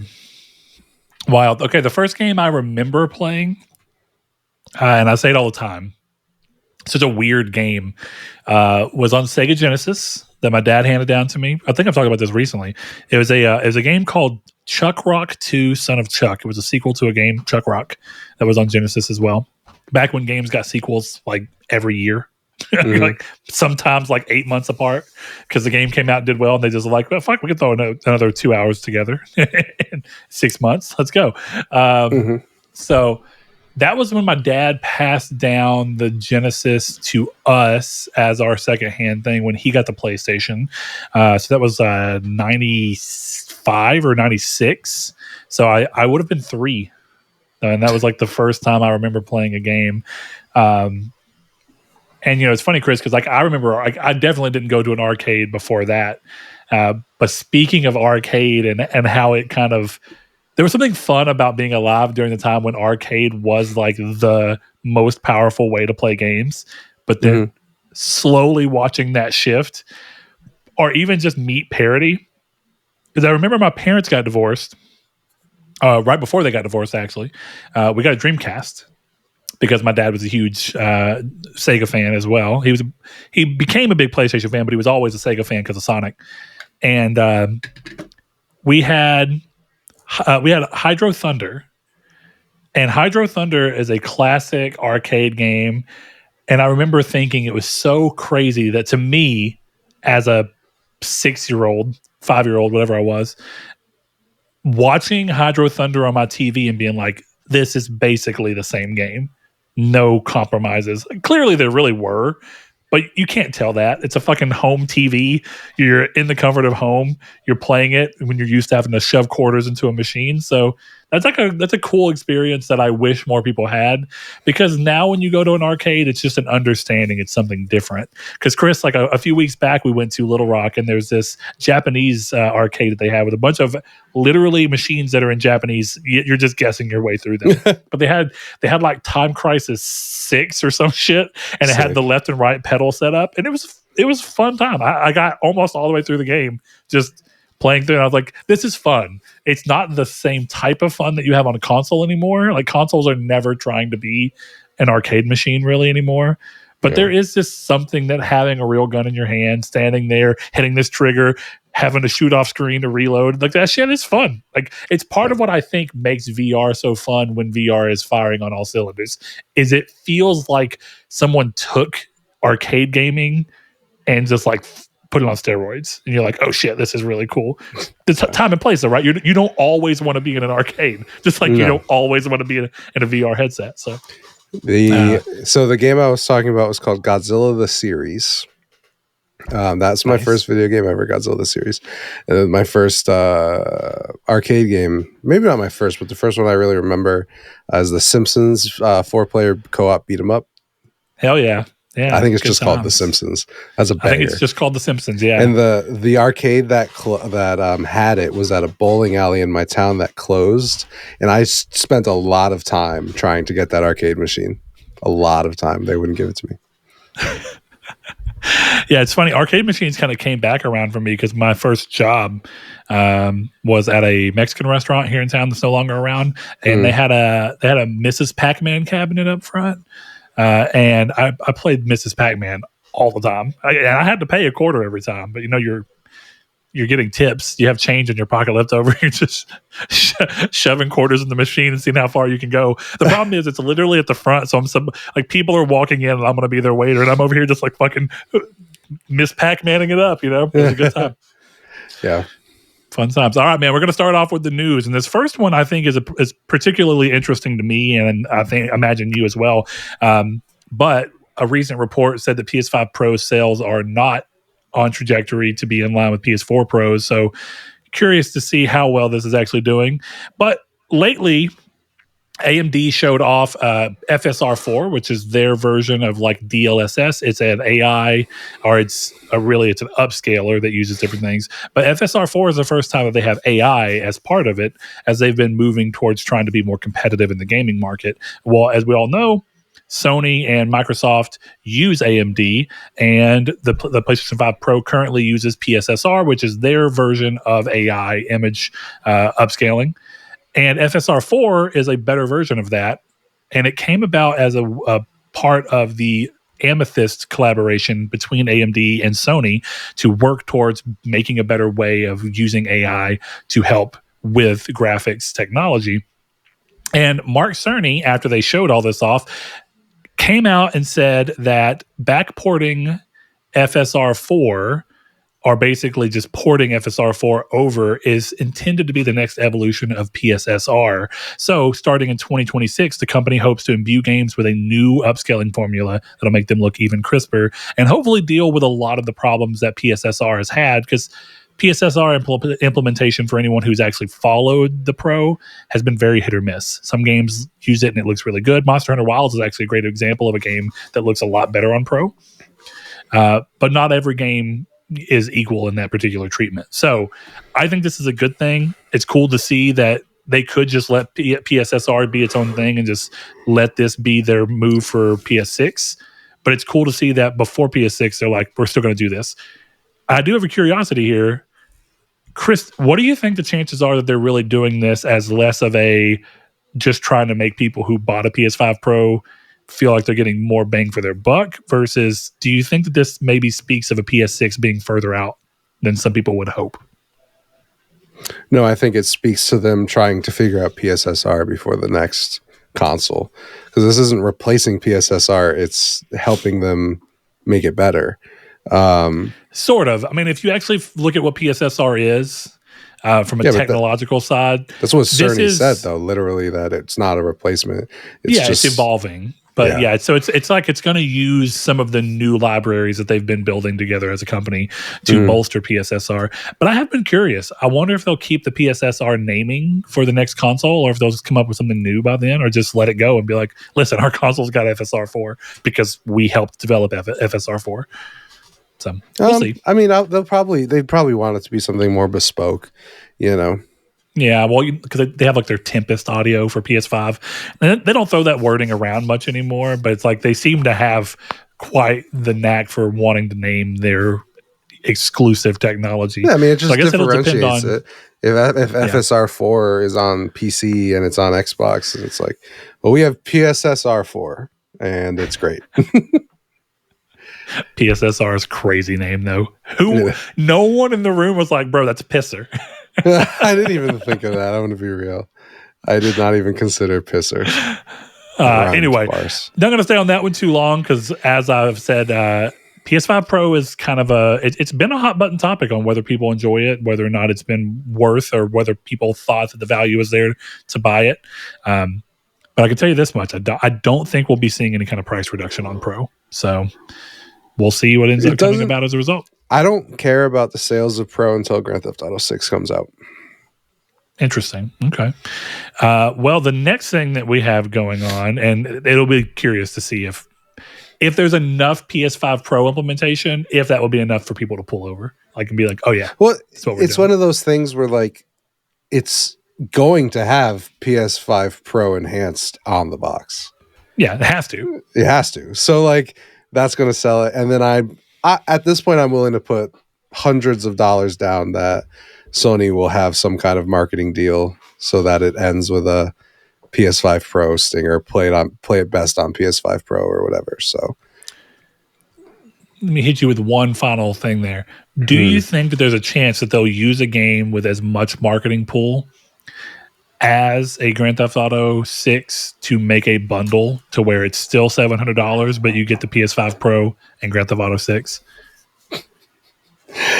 Yes, but when you first said that, I thought you were gonna propose Grand Theft Auto 6 being $700 and you get a PS5 Pro with it. Because the way you said it, do you think they'll bundle like you get a PS5 Pro? I'm like, oh shit. What's funny is I know that there's someone out there who'd be like, I totally pay $700 for Grand Theft Auto 6. If I could play it right now, I probably would pay that much. Insane, but I'm happy for you. It's all about the lead time, brother. Like, let's say like Death Stranding 2 was like, you play it 3 months early for $200. I might have to consider doing that so I don't get spoiled. That's fair. I don't. Are you worried about getting spoiled for Grand Theft Auto 6? No, Grand Theft Auto 6 would be a pure, I want to see what this is so bad I'd probably pay a good amount of money. Yeah, that's what I figured. But I think they can fully get away with charging $100 for the base edition. I was about to ask, do you think Grand Theft Auto 6 will be the first time that we see a game literally just be like, listen, this game's huge. It cost a lot of money. Out of the gate, even if we're just raising the price $10, this game baseline is $80. No, but what I would be willing to bet is, or I guess not bet, but I would be interested to see, what if there's only a gold and a deluxe edition? There is no base edition, and the gold and deluxe are $80. Well, then at that point, you're just essentially saying that the gold is the base edition, because if there's not actually a base edition to be had, that is de facto base. Yeah. But if let's say they charge you $90 for a gold edition, that's the only one that they put out, but it's got 3-day early access. So it's the same as a gold edition. It's not the base. It's not the base. You get it early, but it's $90. Who the hell knows? We'll see. Early access, basically paying for early access, I feel like is the primary reason that anybody really gives a shit about gold editions at all. You know what? Yeah. What I think might be interesting, and I wonder if they'll go this way, is GTA 6 campaign costs $60, online costs $20, and then it's $80. Oh, that would be interesting. Yeah. But I think that they'd probably see more value in just having the online be free and then making sure that there's a lot of monetization opportunities in it, because isn't that how Grand Theft Auto Online No, for it's 5 not. is Grand been? Theft Auto Online costs $20 by itself Well, I mean, I know you can get it by itself. That's fair. for $20. So like, But there's you no can, I free know, to I'm play with Grand you. Theft But I'm Auto. saying, but if you buy Grand Theft Auto, Sure, that is yes. enough. But if you buy Grand Theft Auto, it's included. Is all I'm saying. Yeah, Like you you're can't right. buy Grand Theft Auto 5 story only, I don't know, but you can but- buy the multiplayer only. yeah, you can buy only the multiplayer. Yeah. Now here's a question: do all the times where people buy just Grand Theft Auto Online count towards the sales for Grand Theft Auto 5, even though it's not the full Yeah, amount? probably. That's bullshittery. That's how you get those crazy ass numbers. No, you get those crazy ass numbers because it's the most popular game of all time, and it costs $5 regularly now. That's fair. That's fair. Yeah, you got it. All right. Next thing up on the news docket, we have Konami put out a tweet that you can join us for the Silent Hill transmission, where we'll share the latest news streaming March 13th at 3 p.m. PDT. The transmission will uncover Silent Hill F, which you may remember was unveiled at a previous Silent Hill transmission at the same time as the Silent Hill 2 remake some years back. This game looks interesting, but of course, we got a very vague trailer that didn't give you much of an idea of what to expect. So this will be the first full-fledged Silent Hill game since 2 remake has come out. And, we had like the short message or whatever, but it wasn't a full thing. So I'm excited for this, and I'm really curious to see if this is going to be the game that tries to immediately break into that question we had the other day on the show of, does the game need to be taking place in Silent Hill to be good? What will they do with it? How are they going to try and change the formula while still feeling true to the series? Chris, are you going to watch this, or are you going to just kind of do your I love Silent Hill 2, therefore I'm willing to sit back and wait to see what comes? Or since this is not Bloober, where's the connection? Do you think the connection is with the series or with the developer right now? Well, I mean, it has to be with the series because I've only fully played one of them, and it's Silent. Or I'm sorry, with the developer. That was a mistake. But I'll watch this just to see. But I don't know. Silent Hill has such a spotty history that like I'd kind of almost be waiting until reviews came out for it to even be considered myself excited. I think that's fair. I'm going to watch this because they got really out there with the little short, vague CG trailer that they did. But what that did tell me is it seems like they're willing to take a lot of chances here. And I don't think that's a bad thing. I actually think Silent Hill trying to do something really bold and different can be a good thing. I think that's what Silent Hills was going to be. When you think back to what PT was, it felt decidedly Silent Hill while not really being Silent Hill in gameplay at all. If you really think about how PT played, it was a first-person experience. It looped in a hallway. There's not a lot of touchstones to what you expect from a Silent Hill game. Yet the entire time you're playing it, you're like, if you were already a fan of the series, there's this undeniable, like, something just feels unique and very Silent Hill about this. And I mean that in the sense of, like, Silent Hill at its best is always doing something that's kind of against the grain of what the rest of the horror genre is doing. Mm-hmm. So if they can pull that off and be a new Silent Hill game that does well and sells well and everyone loves it, that'd be great, because it's going to be quite a hit for the series if the short revival that it has is entirely off the back of a remake of one of its most popular games. That doesn't work. But my hope is that this will be more like Activision coming back with Crash with the Insane trilogy and then making Crash 4, which is a phenomenal game. So if that's what they get here, we might get lucky. But at the same time, Crash 4 didn't sell that well. Yeah. And everybody wants games to sell crazy now. So. I mean, this looks cool. I will just watch the trailer again just to kind of refresh myself. I think it leans into what I was saying I think it'll do, which is it's not Silent Hill, but every country or every, state or whatever it is has its own Silent Hill, Yeah. Yeah, we'll definitely see. But a fun question that kind of can come off the back of this for sure is our new patron, RMG0731. He says, out of curiosity, who are your favorite devs and or publishers growing up, and how has that changed as an adult? So kind of tying back into that question about your love for the developer versus the series, this kind of pulls back to a different thing. So Chris, I want to throw it at you first. When you were growing up, my first question to everybody is, how in the know were you about developers versus publishers?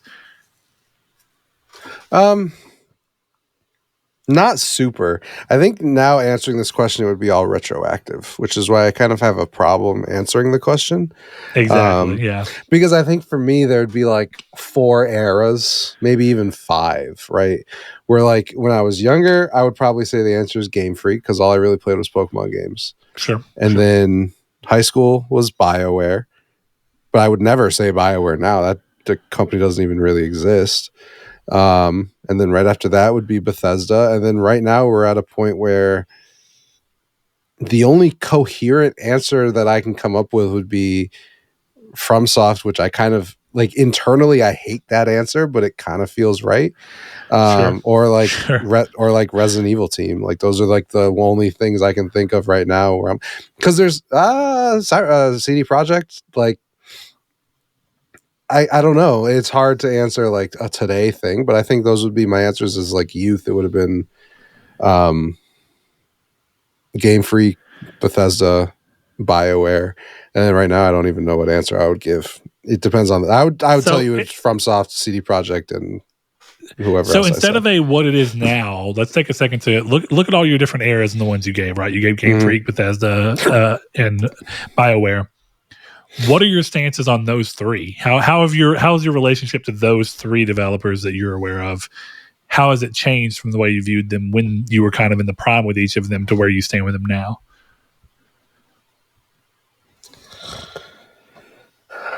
I'm loath to use the word lazy, so I'll try and find a different word to describe what Game Freak has become.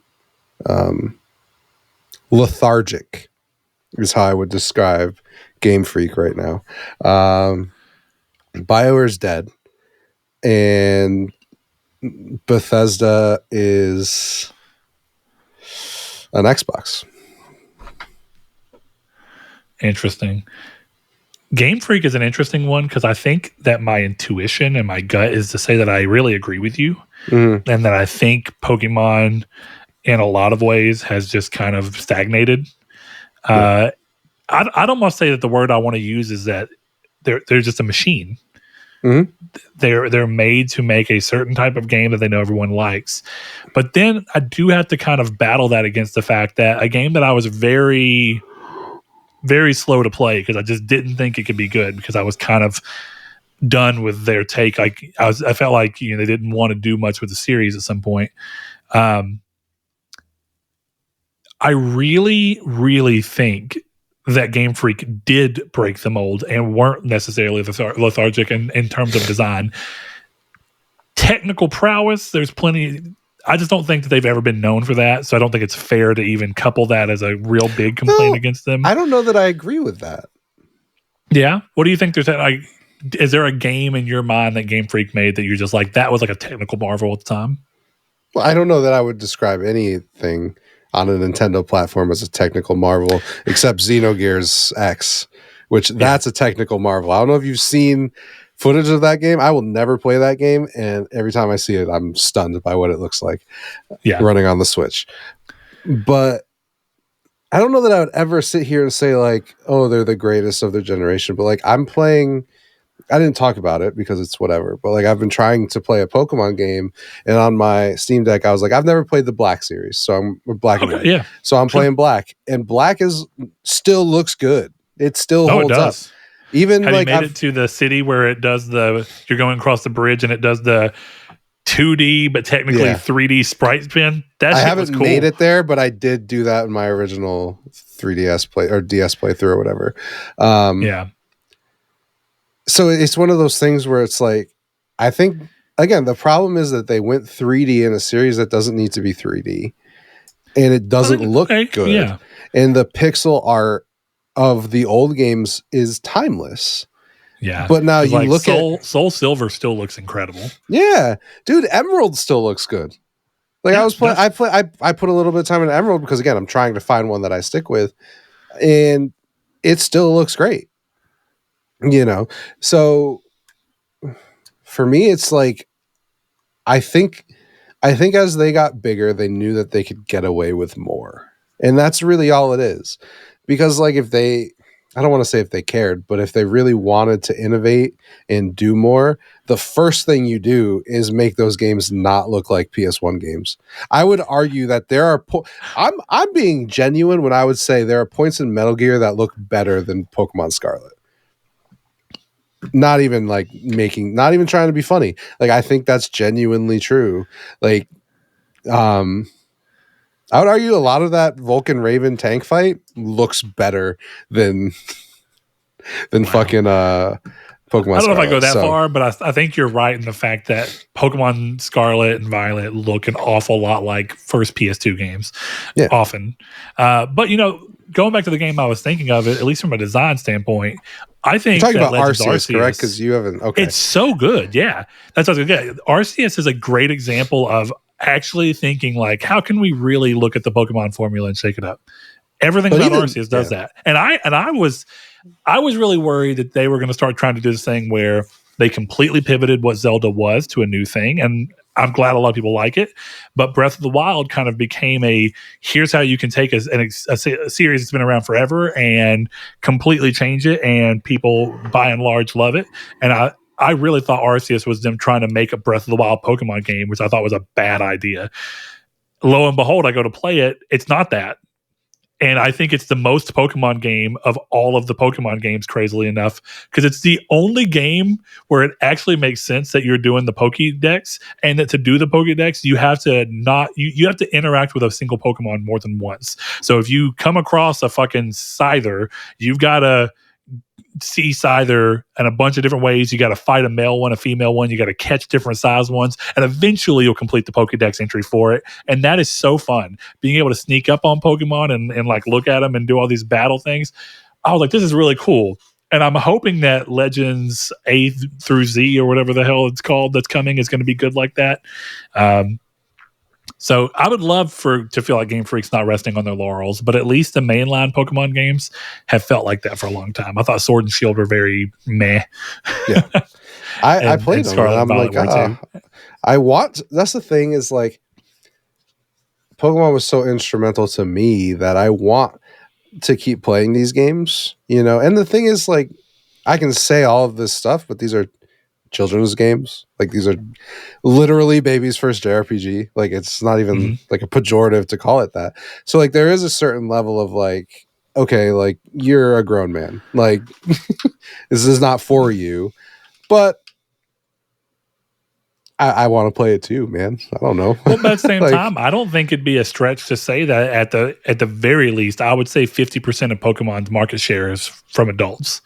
Oh yeah, like video game sales, if not more. So I'm with you. Just because I think it's curious while we're here, and then I want to go to mine. Did you ever play Omega Ruby Alpha Sapphire? Yep. I think that was the last time that I was genuinely just amazed and impressed with a mainline Pokemon game. And technically it's a remake, but they did a lot of stuff in that game to shake things up. And I felt like that era of 3D felt like it was trying to be 3D because that's just what gaming is now, but with all the charm you'd expect from the 2D thing. So it kept the camera up high. It kind of kept the grass looking sprite-like instead of every time they keep trying to pull the camera further and further down. I was like, you are trying to show this world from an angle that is not good for it.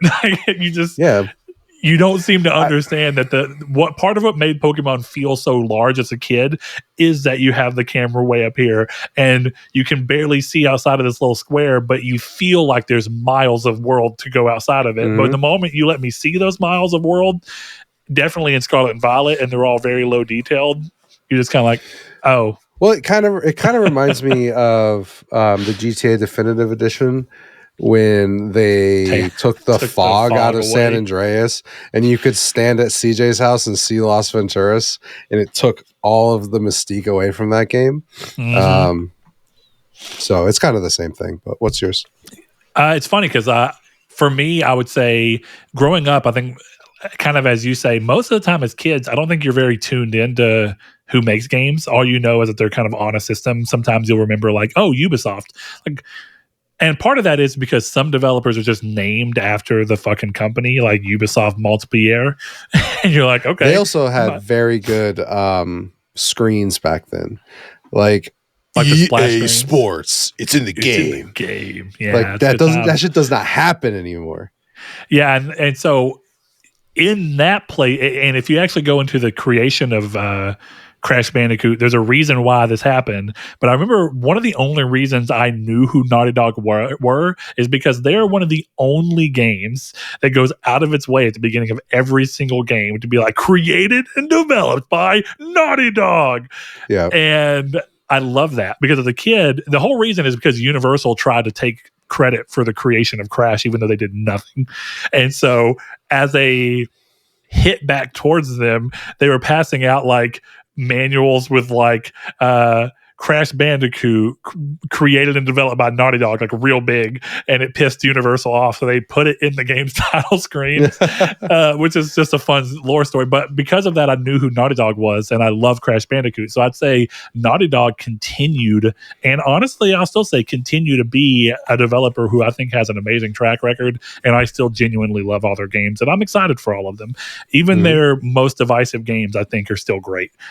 I think anyone could look at The Last of Us 2 and go, it may not be everything I wanted it to be, but it's still a really well-made game that tries to do a lot of interesting things. So, I mean, to that end, I think that's a good answer of one that's surprisingly stuck. Bethesda was another example of, I didn't realize who made the games that I was loving, like Morrowind and Oblivion at the time, but I knew they all came from Bethesda, so my brain was like, Bethesda's it.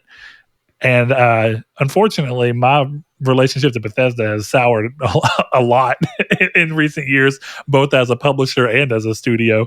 So I think that's a good example of one that changed, kind of a little more towards the negative. But there is something about that. I always feel like I'm on the cusp of willingness to forgive Bethesda. Like, I'm just always like, the Elder Scrolls 6 could come out, and it'll all be, as long as it's good, it'll all be okay. It'll be fine. The fact that I've not loved a game from them in a while will be okay. If Starfield ever makes its way to PlayStation, I will give it its real due diligence and see how I feel about it. But I have a suspicion that I'm not going to like it. And that's honestly part of why I own it on Xbox. I just can't bring myself to play it because I'm really worried that it's going to make me actually go, I don't even want to try Elder Scrolls 6 because I've just lost literally all faith in them. And I don't want to live in a world where I don't think Bethesda can make a good game. Yeah, I mean, it's just a different type of RPG. Yeah, so we'll see. Fun question, though. All right, man, next thing up is one of the big things of the hour. So Death Stranding 2 finally gets a release date, and not as part of a PlayStation event. I thought that was really bold. It goes to show how much control Kojima has over this. So June, and it has a collector's edition, baby. Oh. It looks really cool too. All right, so Death Stranding 2 will release on June 26th, 2025. Pre-orders officially go live on March 17th, where you can get the standard edition of the game. You can get the, you can get the digital deluxe edition, or you can get the collector's edition.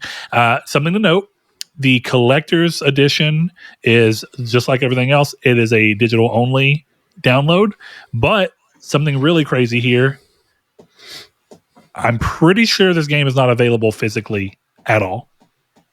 Really? I would love to be wrong, unless this is just talking about how you can pre-order. The pre-ordering for it, every single one of the things says full game digital download. That doesn't seem like Kojima. That surprised the hell out of me. Yeah. No. I saw, I don't know if they're edits now, but I saw cases for for Death Stranding. But for Death Stranding, the only thing that I really want to get across is it is 100% sure that if you get the digital version of the game, or if you get the collector's edition, it is digital. It is taking the dive that all other collector's edition have for the most part. You do not get a physical copy of the game with the collector's edition. You get the statue, the box, and everything in a digital download. That's unfortunate, but that's just kind of how it is. And that's why it leads me to believe if you look at all these, some of these have physical content like the collector's edition, but it still says digital download. So I'm curious to see on this one whether or not it will be available physically. But I think it's interesting to note that it's at the sorry, I don't mean to cut you off. No, at the end of do. the trailer, it shows a case for Death Stranding 2. Like it shows a PS5 case, Death Stranding 2. Good. So good to see. One thing that I do think is interesting about the collector's edition is that at the very least, they didn't add insult to injury by giving you a steelbook for a disc that you do not own. It's so funny because you say that, and that's what people seem most mad about. They're not even including a steelbook. Oh, I think it's dumb to include the steelbook when there's no way. Like, it annoys the shit. Okay, good example. Final Fantasy VII Rebirth Collector's Edition actually came with a steelbook and the physical game. And not only did it come with the steelbook and the physical game was in the normal case, and the steelbook was there so you could choose which one you want. I don't also like it. Like the Order 1886 is a good example. The collector's editions for that game came with the game inside of the steelbook, and I'm like, but what if you want to like not have the collector's? Maybe you want the steelbook for show. Maybe you want to put it. It's just nice to have the option to get both. I thought it was really cool that Final Fantasy did that. I don't know. I'm definitely going to try and pre-order this shit though. For some reason, for me, the most interesting thing is the letter from Kojima. I don't know why that was the thing. I was like, that's the thing I kind of want the most, but it kind of is the thing I want the most. Yeah, dude, I think the Magellan Man statue looks pretty fucking cool too, but I'm probably going to have to control myself here because I have no room for any of this shit to go. You mean the Magellan gear? Yeah, okay. Yeah. No, I mean, I'm definitely going to buy that shit. I was thinking of the other day, actually, I was looking at these glass cases. I think I might buy one and put all my statues in there. Yeah. So I don't know how much we want to talk about. I know that there are people that like to avoid trailers, and this is the first time we've seen anything from this game in like over a year at this point, but this is a 10-minute trailer. So he comes out of the gate, 10 minutes, here's the date, here's everything you need to know. I wouldn't be surprised if we don't see shit else from this game. I hope we don't. after this. There is so much in this fucking trailer. There is so much, dude. There's like a minute-long stretch of him just putting a sentence on screen and then cutting to a thing for a few seconds, and then a new sentence on screen. It's so good. You know what? I don't want to sound like a gooner or whatever, but I thought the most technically impressive part of this was when Sam and what's the girl's name? I can't remember her name. When they were making out, and I was like, this is fucking nose, incredible. Like, legitimately, like deformed around hers. I'm like, this is crazy. Yeah, that was really impressive. Yeah. And if it's anything like the first game, everything's in real time. Which, dude, one of my favorite. I'm so glad that we're at a point in gaming where cutscenes are no longer pre-rendered. Yeah. Like, first of all, it's annoying as shit when cutscenes are pre-rendered, but secondarily, it's so much better with consistency of image quality when you feel like this whole game feels like one experience. Like, I love God of War 2, but it looks fucking weird when I go from seeing God of War 2 Kratos, who looks good for PS2, but then suddenly in the cutscenes, this man looks like a fucking completely different dude, realistically. And it's kind of jarring because I know what they're going for. Doing that shit in engine would probably look like ass and not be very cinematic. One of the coolest things is that they found the way to do both of those, but that's probably also why games take forever to fucking make, because now you're doing all that shit in real time instead of letting someone animate it in the background and render it out while you get to do everything else.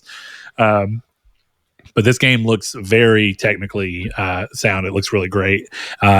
So as we all know, Death Stranding's controversial from a gameplay standpoint. Shouldn't be. It's incredible. But looking at this, not only is there more of that fucking hold L2R2 balance walking, which I fucking love, but also a lot of the action shit looks really cool. And it looks like there's going to actually be a slightly, I don't want to say better, but there's going to be a balance shift where I feel like this trailer is trying to make you anticipate that there's going to be more action in this game than there was in the first game. Do you have that same intuition? Yeah, I think so. I think that would be the case. I'm wondering if we're going to play as more than one character in this game, though. I have long wondered this, but I'm curious across the board to see how they're going to choose to let this game go through. Do you? Okay, we don't have to. We don't have to be direct, but there's a part of me that thinks that ending is very much a Fizzant thing. Yeah, I'm not super surprised by that. I'm wondering if that's like he's gonna put those universes together. Because he had mentioned that that actor was very much someone he'd want to see play a certain character, and yeah, I'm genuinely questioning. Okay, I'm going to say that this is not a spoiler of any major degree. It's in the trailer. I think it's in the trailer. Game.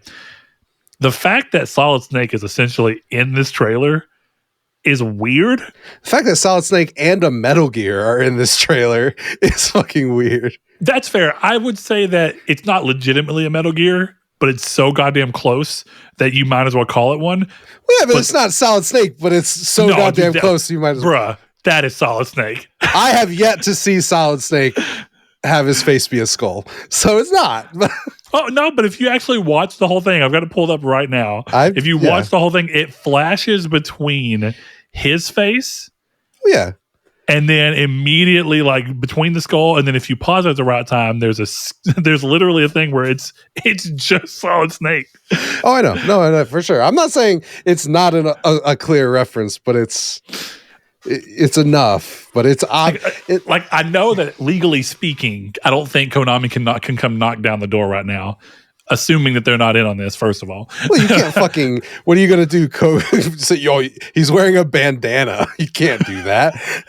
Well, what's so funny is if you actually look at what the creation of Snake is, he's just based off of Snake Plissken from the Escape From series, and he's basically a fucking 1-for-1. So at the same time, you could really argue that this is just the third. This is like the second time, I guess, that he's just like, fuck it, I'm gonna make. Yeah, I mean, Asla is just Clint Eastwood. Like these are all just. I'm just watching better movies. Like, but that's okay. I'm having fun. Yeah, like Snake in the suit. Yeah, I don't know what the fuck is going on in this trailer, but it is a good example of just the entire time you're watching, you're like, what's happening? But like in a good way. Dude, I have to say the reaction has been so funny to that like speech, like the gun culture speech. And like, oh yeah, I had never, again, I'm just playing Metal Gear, but like I couldn't believe when I was seeing this is the guy who made Metal Gear Solid. And I'm like, I just played that shit. That is the most anti-America, anti-nuke, anti-weapon thing I've ever heard in my life. The most political game I've ever played. Yeah. No, you're not even like, dude, 4? Oh, I can only imagine. Dude, all of them. Even in 2, that whole when you're taking the pictures of the Metal Gear of Rex and the speech is going on, and it's just it's just American propaganda, and I'm like, this is just wild shit. Yeah, there's a lot that I don't know. There's just something about Kojima's games where I don't think it matters if you really like them. It's hard to see them and not be like, he's at least doing something really out there constantly. Like that's just his style. And that's why I'm real curious to see Jordan Peele and him working together for that Overdose game or whatever the hell it was. I think that that's an interesting idea. I think the only downside is I'd actually like to see what Jordan Peele would do. I know he doesn't have the knowledge basis that Kojima does. That's the downside. But I would like to see what a game from Jordan Peele would look like without Kojima. Like, what is that scenario? And we could use more people who really want to push in some weird ways in big gaming. But as always, we get to have that in the independent scene. So. Yeah, I don't know. I'm definitely interested in OD. Hopefully that comes to PS5.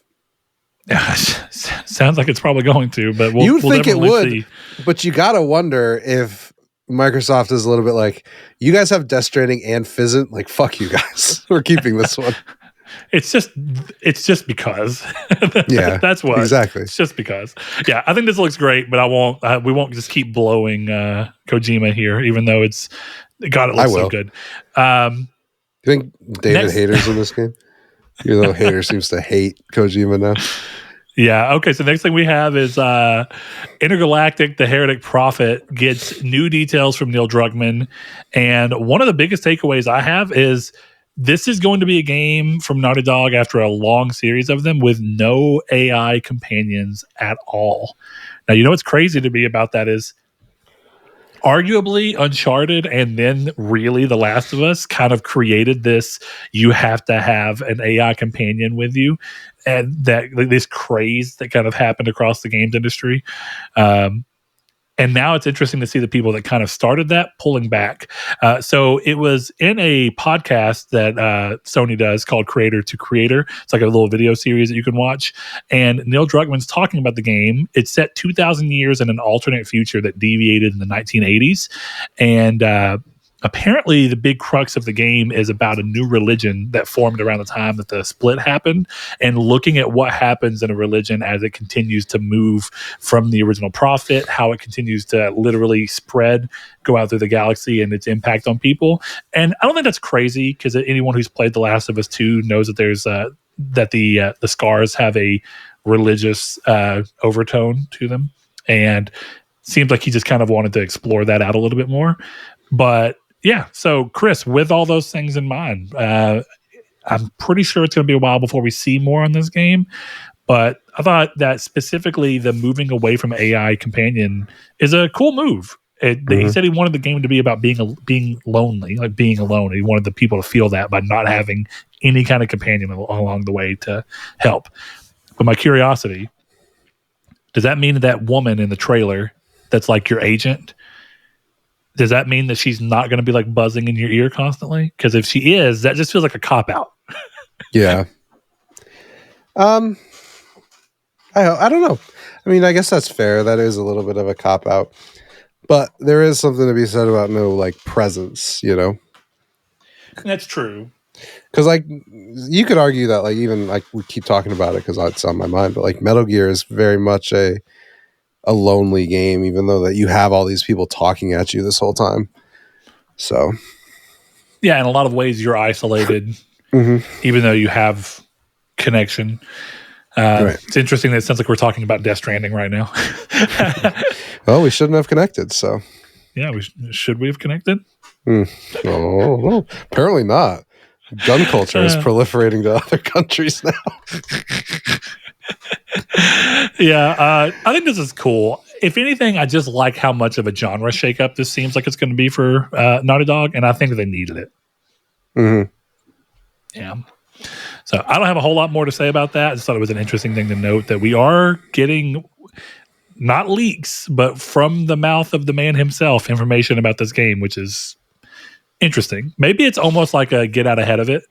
Like, okay, the chances that this information is going to leak is probably pretty high. Let me just go ahead and say it to everybody, so it's at least from an official source. But maybe I could see that. Yeah, who knows? Last thing, or really there's two things, but one's quick. PlayStation unveiled a new beta program that users can sign up for, and it is over on the PlayStation blog. There's a link that you can go through. The idea is to be part of a delivery, be part of delivering the very best experiences from PlayStation through the beta program. And basically their thing here is that you'll be able to do one program, and you'll be able to actually gain beta access to test participating games that choose to utilize this program, so that they can just pull you as a member without you having to sign up for every single beta individually. And this will also put you in to be a beta tester for new console features, PlayStation app features, and even experiences, features that are on the PlayStation website itself, PlayStation.com. So I thought that was interesting. I mean, it's an interesting way to go, but until we see what they're really going to do with it, they've done something sort of like this before, where you could sign up to be a beta tester for console firmwares. So this just feels like they're extending that, so that if Sony wants to do a beta for Fair Games. If you signed up for this, they're just going to already say there's a chance he's excited for it. We're going to sign him up and let him know that he can access it if he wants to. And I think that that's pretty neat, because sometimes there's games I would beta play, but I just forget to go sign up for them because they're just out of the way. So doing it once and kind of being like, listen, I'm interested in betas. If you send me the things, I'll participate when I can. Mm-hmm. Yeah, I don't know that I'm going to sign up for this, but it is cool. I like the idea of just, I guess being fed betas isn't the right terminology, but having a bunch of potential betas at my fingertips is a pretty cool thing. So, well, even if you just kind of want to call it a beta hub, where like once you sign up for it, you can just open this hub occasionally and be like, what betas are out there right now that I'm technically qualified for? Yeah, and that would be cool as hell. I don't know. Maybe we'll get an abandoned beta in there, and then maybe that game will come out soon. Dude, what if the long play is that Death Stranding 2 was tied to abandoned all along? Oh my god! Let the dream die. Dude, the funniest fucking thing about that is that it turns out that whole thing was about this dude just needing people to play Rainbow Six Siege with. It's so funny. But listen, get into my Discord. We'll play Rainbow Six Siege together, and you'll be privy to private information. Yeah, NDA'd stuff about the vampire. What was that fucking script we read out? Yeah. God. Damn. I actually cannot think of what it was. 0 Hour or something? 0 Hour, yes. Yeah. What would have been really just an insane thing to do would be for that final bit at the end where you see the guy put on at the Death Stranding 2 thing and he looks like Snake. If instead of it being that actor that they'd already showed, it was the fucking it was Hassan, and you see his head raise up and he puts the band. That would be so good. But unfortunately, the world's not quite that crazy. So not yet. Who knows? Not yet. Yeah. So we'll see what ends up happening. All right, last thing I have on the list, Chris, and then we can kind of we have a question after that. Tony Hawk's Pro Skater 3 and 4 remakes, which we talked about last time. The website came and went. The countdown happened, and it wasn't a shadow drop like some people anticipated. Instead, we got a release date of July 11th. Now, alongside that, now that we've had some time to get more details, it has been revealed that the career mode that was originally a revolution in Tony Hawk's Pro Skater 4 has been removed in this remake in favor of the 2-minute challenge structure that 1, 2, and 3 all employed. I guess as a way to kind of pull these two together in a slightly more coherent design. This is bold, because part of me thinks that if you're going to do this, if anything, you should have went back to 3 and made it open world. If you're going to try and have the design match between the two. But at the same time, I got to say, for me, I'm not that bothered by this, because I actually always kind of felt like the career mode in this was just them kind of stumbling around to figure out where they needed to be, so that when we got to Underground nailed the formula, like Underground 1. And so I'm not super bothered by this, but at the same time, I can know someone who, like, their favorite game was 4, being bummed that this remake is arguably not a remake. Arguably. So, Chris, you liked the 1 and 2. You played them. I don't know how you are on 3 and 4 from back in the day, if those were like your kid jam games and you're just trying to come back to them. I know Blake is like pissed about this. I know a lot of people are like, this is bullshit, not buying. What's your stance here? Honestly, I don't have one. I understand why people are upset, but I don't know. I feel like I've played this game, but I definitely did not play it enough that this affects me in any kind of way. That's kind of where it is for me. Like the Tony Hawk game I had the most time with was Pro Skater of the Pro Skater series was Pro Skater 2. And I played a lot of 1, and I played some of 3, and I remember playing 4, but it's not like a lodged in my head kind of game like 2 was, or like Dave Mirra BMX I talked about was. So, or Tony Hawk's Underground. So for me, this isn't a big hit, but it goes back to that thing of like, at what point do you stop? Which, to be fair, the word remake is nowhere on this. But what you were implying by calling it Tony Hawk's Pro Skater 3 and 4 is that it's a bundle of these two games that are just remade in high-def graphics. and some modern, thought processes. And I could see why this is a huge disappointment, because 1 and 2 were essentially remakes of the original games. So doing this feels like you've kind of broke the trust that the first game gave to people. But I don't know. It's hard to feel that upset about it because I'm not close enough to the matter at hand. Yeah.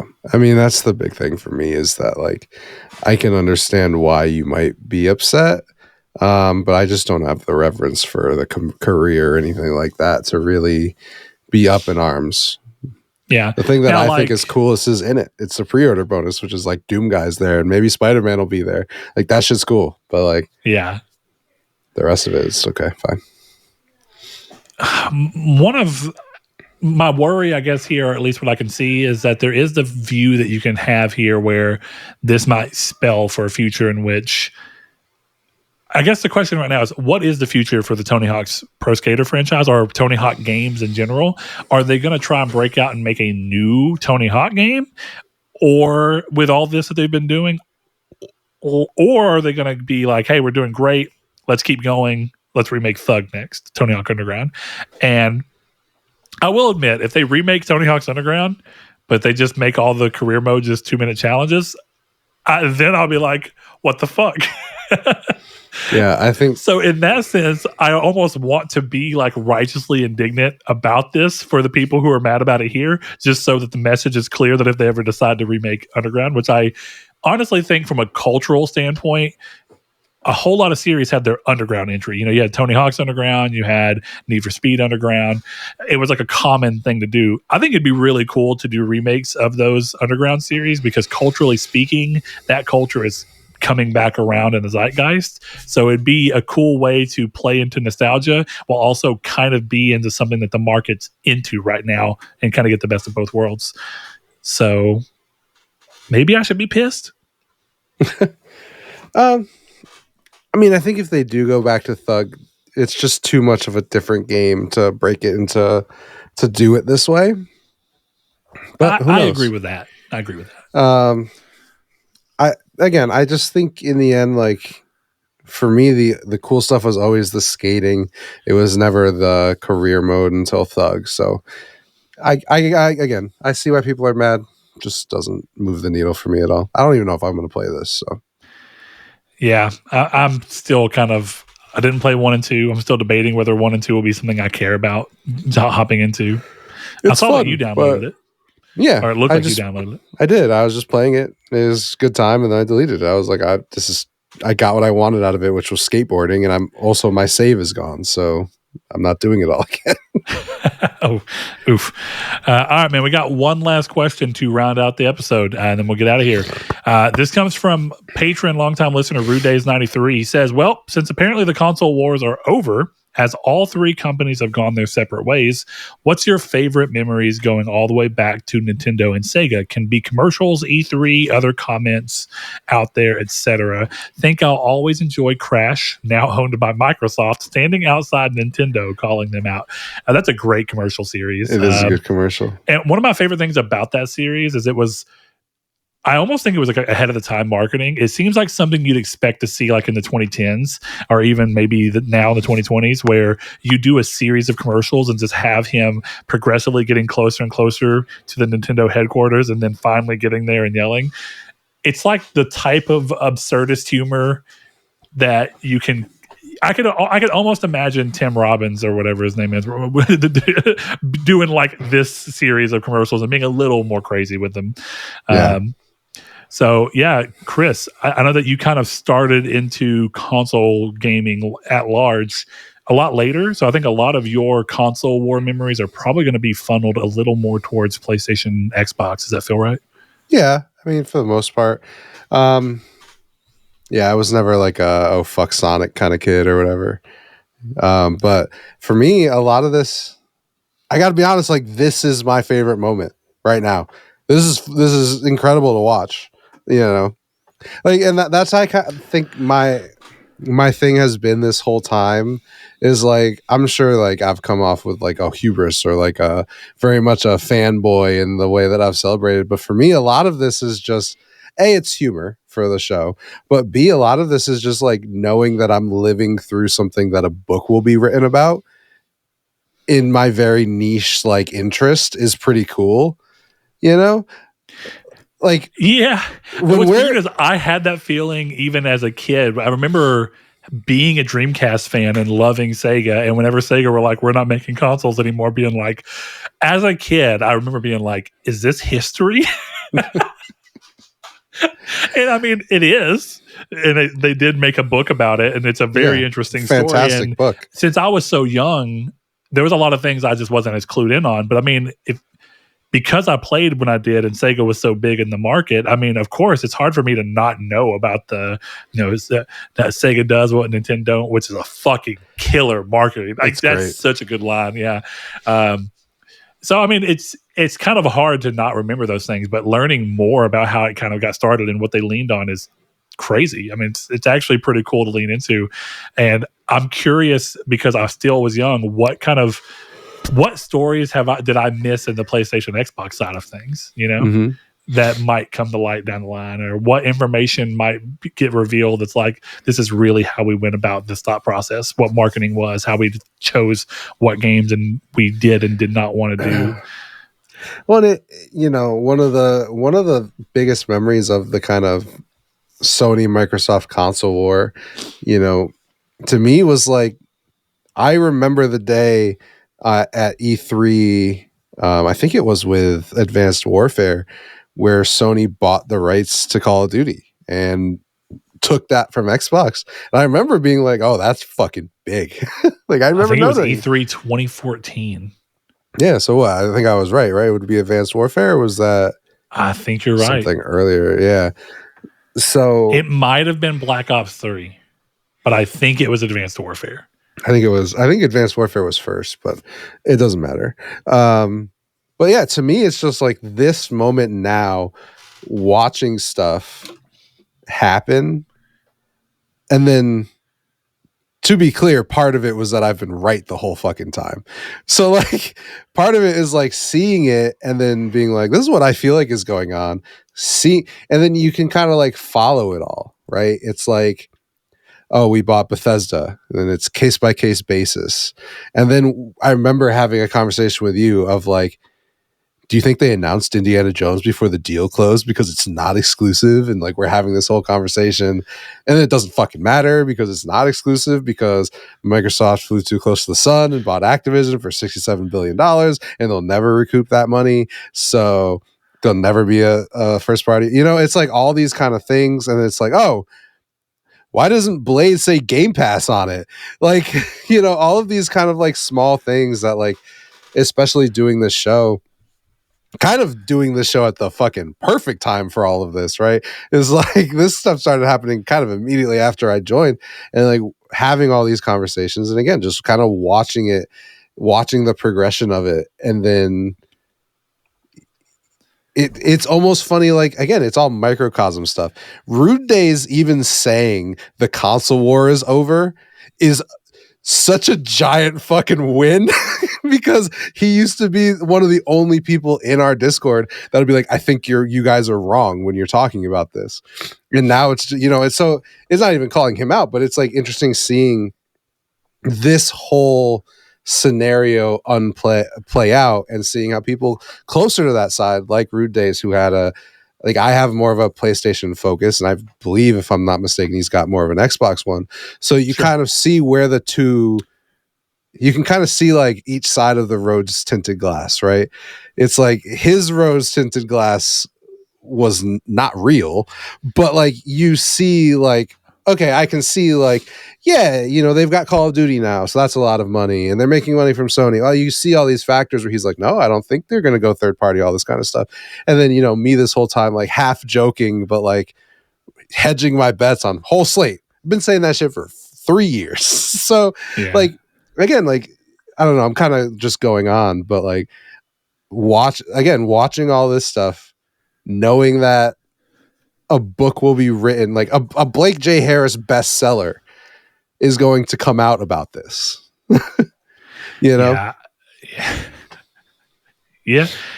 I think going back, because I mean, you're right. Living in the time where you're seeing this happen in real time is really interesting because if you've been alive long enough that you feel it, the shift towards the tonality of something like this feels so weird because it was like we talked about opening up Sea of Thieves and having the Microsoft Game Studios logo, and you're like, something feels wrong about this. Just it's like I feel like I'm not supposed to be seeing this. Right. Like this almost feels like someone illegally got Sea of Thieves running on PlayStation, and that's the only reason I'm seeing this. I know that's not really what happened, but it feels so alien to what you expect. Think about the day on November 17th, 2025, when you launch Halo for the first time and you get in a warthog with a triangle. I'm going to fucking make my Twitter banner a picture of Enter Warthog triangle. Like, that's all it's going to be. That's like small stuff that is very huge, right? And we'd be having this conversation the same way in the opposite direction. Like, could you imagine Nathan Drake, I guess there's less of the change weapon prompts, with changing Y with Y or yeah. punching Sully with B. Gross. Like, it's all this kind of stuff. It's like how much it presses against your expectation. Yeah. Even Forza with the PlayStation, that's weird. It's going to be weird. And I'm so excited to see it. And, man. Yeah, it's going to be weird. Going back a little bit older, though, there's a few times I really like Gears? What the fuck is going on? There was a really interesting satisfaction to watching the PlayStation showcase for the PS3 or for the PS4 rather, when I worked at the hospital, and my coworker who was a transport tech alongside me was a big Xbox guy, I was a big PlayStation guy, and so we're talking shit to each other, and the PlayStation thing comes out, and I'm like, dude, I kind of think the PS4 is going to be like sick. Like this looks like it's really going somewhere. And then suddenly the Xbox showcase has, and he comes to work with the most morbid look on his face. And I had watched it too. And I was like, so you're going to get that Xbox One so you can watch some football? That's so fucking... And he was like, shut up. That's so funny because that's just the like hyper nerd version of when I walk into work after the Red Sox beat the Yankees and I talk massive amounts of shit all day to the Yankees fans there. Yeah, that's exactly what it was. I was like, yeah, you can't wait to watch some TV on your Xbox, right? And you know what's more funny about it is it's all marketing. Because if I told you, dude, I use my PS3 as a movie machine all the time. I was telling my wife the other day, because we were in Shreveport driving around, and I was listening to Nine Inch Nails has this live album from a show that they did called Beside You in Time. And I had that show on my PS3. Actually not. I had my PS3 connected to my computer to where you could look at the files from your computer, and I could just watch movies that I had illegally downloaded and other things on my PS3, on my TV, from my computer. And I remember, so I watched a shit ton. Netflix was entirely on fucking PlayStation 3. I watched all that on there. So in reality to how I was using the console, I was watching a lot of TV on PlayStation. But PlayStation never came out and said, hey, with our next generation console, you can watch TV. Well, you know what's fascinating about that is, if you remember the sequence of events at the Xbox One, it was TV and then games. Mm-hmm. And I'm very curious what would have happened if it was games and then TV. And then TV. Yeah, I've always wondered. But it was also just how much emphasis they put on TV. I was like, I think you guys are overselling. Like, there is a market for this. But the people watching this today and watching this in the next month are not the people who care about this being a TV box. They care about this being a game box. Yeah. Show the TV shit later.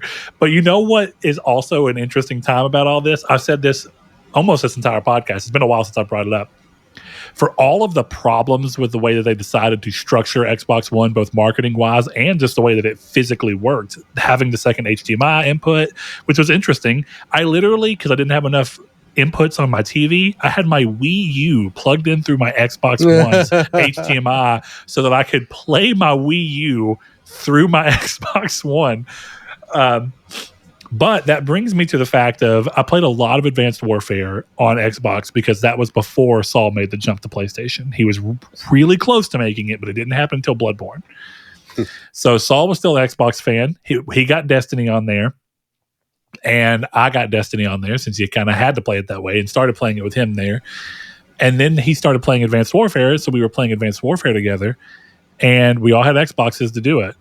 And one of my favorite things that Xbox had was the Snap feature for Netflix. So I could log into my Netflix, put on a Bill Burr Netflix, stand-up special, snap it to the corner, and have on my TV a fucking comedy routine playing while I'm playing a Call of Duty match, all from the same TV, all from the same. You could choose what the audio mix and everything was. The shit was amazing. And then they patched it out. Because, of course, the problem with it is it took more RAM to allow them to have two different sections of the screen going, and it was causing games to not run as well. So for purposes of making sure the console was easier to develop for, they took it away. I love that feature. I wish it would come back on anything. Oh, it was awesome. But you don't even need to now. But the problem is smart TVs don't have the feature where I can have my Xbox or PlayStation in one and Netflix in another. So in a way, why did that go away? For the right thing, I could see someone having YouTube up for a guide or YouTube up for a podcast while also having Marvel Rivals up. Why the fuck not? You just blew my fucking mind because I can do that on my monitor. And I don't know why I never considered throwing a walkthrough up on the half screen of the monitor. Yeah. I never thought of that. And I do that shit all of the time. Yeah, so that's just a great way to kind of pull that off. And that's why I've always said that I think even something similar for like guides and stuff, I've always thought the Portal was a wasted potential. Like the Portal should be able to connect as a second screen device for PS5 where they just, if you can use the Portal as just a controller with a screen in the middle so that you can see the mini map at all times or the inventory HUD, fuck it, whatever. Why not? Mm-hmm. It's a cool idea. I miss when games were trying to do weird shit like that. What's kind of interesting about to kind of wrap up this whole conversation? What is the last real announcement you think that was kind of culture or console war fodder? Because to me, I'm thinking it's Knights of the Old Republic, and that game might not even come out. But I feel like that's the last shot across the bow. Right. Yeah. I can't think of anything else. Obviously, stuff like Death Stranding and Stellar Blade. I guess technically after KOTOR was Silent Hill 2. Oh, yeah, okay. That's fair. Yeah, I forgot that was announced afterwards. So it might be that. It might be Silent Hill 2. But that's a pretty like banging one, to be fair. That's a fucking... Cool. The ending of the console war is you don't get to play Silent Hill 2. And we've bought a game that was popularized on your console. I guess technically Rebirth counts towards that as well. Yeah, Rebirth was announced. But Rebirth is stuff. No.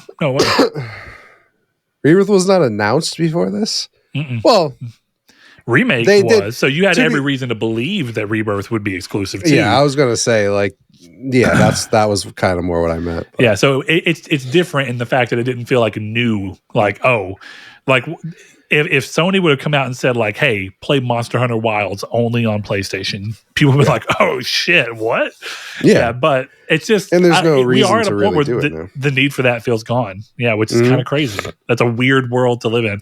Well, it's almost a little disappointing because there was something very hype of console exclusive, and then that knowing that yours KOTOR was the trailer one that got it. Yeah, because it was kind of it's kind of what I always said, where it's like exclusives.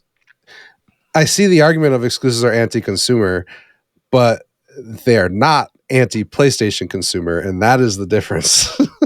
Well, they're not anti-consumer to the consumer that's already into that, and in a weird way, it does feel like, well, why shouldn't the company I gave my investment, my money to not go to bat for me to play certain games on their system. To make it be like, hey, we're sweetening the pot. We know you bought our system because of Gears of War, but guess what? You can also play fucking Gears of War. Gears of War. That's such a more telling Gears of thing War. Where you're like, oh, I'm gonna make a joke, and then you're like, wait, I can't come up with another exclusive, even though Halo was sitting right there. Oh no, but Halo's low hanging fruit. Yeah. Well, I was actually trying to think of the last time that they had gotten a third party deal. Like Contraband. Tomb Raider. Well, yeah, but the game never existed. Okay, Indiana Jones. But Indiana Jones is not timed cross-platform. exclusivity. I'll give you that. Not yet. I mean, yeah, that's true. Yeah, right now. Yeah. But no, I think the last time that it really felt... Yeah, I think the last time I really felt like that, where it felt like console war fodder from the Xbox side, was Rise of the Tomb Raider. Yeah. I remember being like, are you fucking kidding me? Oh, yeah. That one was because Tomb Raider 2013 was so good, I was ready to play the next one, and then that happened, and I was like, "This is bullshit." Mm-hmm. It's funny because like a lot of this, I'm very excited for that book because I want to see a lot of the quotes in like the timeline, like Phil Spencer's comment recently, "Oh, we don't do slimy console things." It's like, okay, you guys paid for Netflix to be exclusive to your console to the point where the only way they could get around it was putting it on a disc. Like, you know, like all of this kind of stuff, like it's fascinating to me. Yeah, you know what? I guess the last thing I really want to throw in, and it's because of your talks about the stories we'll eventually hear and the reporting we'll go into. I think that there's tons of fun moments you can point out. The whole, this is how you share games with your friends on PlayStation 4, which is a great moment. It's so good. And look, there's great moments in the other direction. One of my favorite moments that I think could only happen because of the console war existing was the Kevin Butler coming out on stage during E3 and giving the all gamers are one speech, which was I was young, sick. But it was so good. Like it was just like, yeah, in a weird way, it was like a rallying cry in a way that I didn't anticipate. It really threw me off guard, and it was cool. And I was like, you know, he's right. We all get it. And you want to talk about fucking console wars? He got fired for holding a Wiimote in another commercial. Yeah, bullshit. Cannot believe that someone would be crazy. That commercial series was so popular. So why would you waste that? It's so stupid. But can't be the face what of PlayStation. I really am curious to see is all the stories uncovering and talking about the reality that without the console wars, my favorite generation of all time in terms of games output on a machine, the PlayStation 3, I think the PS3 has the greatest games lineup. Just from sheer number and quality in total, I fucking love it. Some of my favorite games of all time are on that system. I think it's also because it was a system that was big whenever I was a teenager, you know, late teens growing into my own. It was like the system I bought some of my first games entirely with my own money out of. I don't know. There's just a special connection with that system, but a lot of what I loved about that system would have never happened unless Microsoft would have just kicked Sony's ass at the beginning of that generation. And so, honestly, it's a good example of why people say it all the time. The console wars led to competition, and competition breeds really interesting moves that you don't get unless you feel like you're against the ropes. And I guess the biggest downside is nobody really feels against the ropes anymore. Microsoft doesn't feel against the ropes because now they're just a third-party publisher making more money than probably anybody just because all their games are going everywhere. And then Sony is killing it on the hardware side and software side too. And then Nintendo's doing their own thing as well. So in a weird way, the pressure's off of everybody. And so pressure can lead to really fun and unique and innovative ideas like cross-buy and cross-play and all those different things that I don't think you'd ever see Sony do now because they don't need to. There is no pressure on them. They don't have to prove to you that they're not the same PlayStation that launched the PS3 at fucking $800 or whatever the hell it was in 2005 when that was a lot fucking more money. So all that to be said, I love this, and I think it's such a cool moment to see all this happening. And the console wars had their negatives 100%. But at the end of the day, the console wars gave me a lot of really cool things that I love. The console wars gave you Fable. Fable might not have happened if it weren't for Microsoft looking to do something like we need another flagship game series that you can look at and go, oh, this is unique. So it's cool. I love seeing that. Hell, the console war brought us Dark Souls. It brought us Demon Souls, which wouldn't have happened unless Sony. Well, but in a weird way, it did bring us Dark Souls because if it wasn't for Sony looking for opportunities to do games that weren't going to hit Xbox, they would have never funded Demon Souls to be finished. That game was in development hell. It gets finished, sells. They don't think it's going to do well, and then suddenly Dark Souls is the biggest fucking thing that's ever happened, and Sony's like, we're fucking stupid. But again. all of that only happens if Sony is out looking for weird ways to convince people But to buy their it's system. not even that. Dark Soul or Demon Souls started as an answer to Xbox's Oblivion.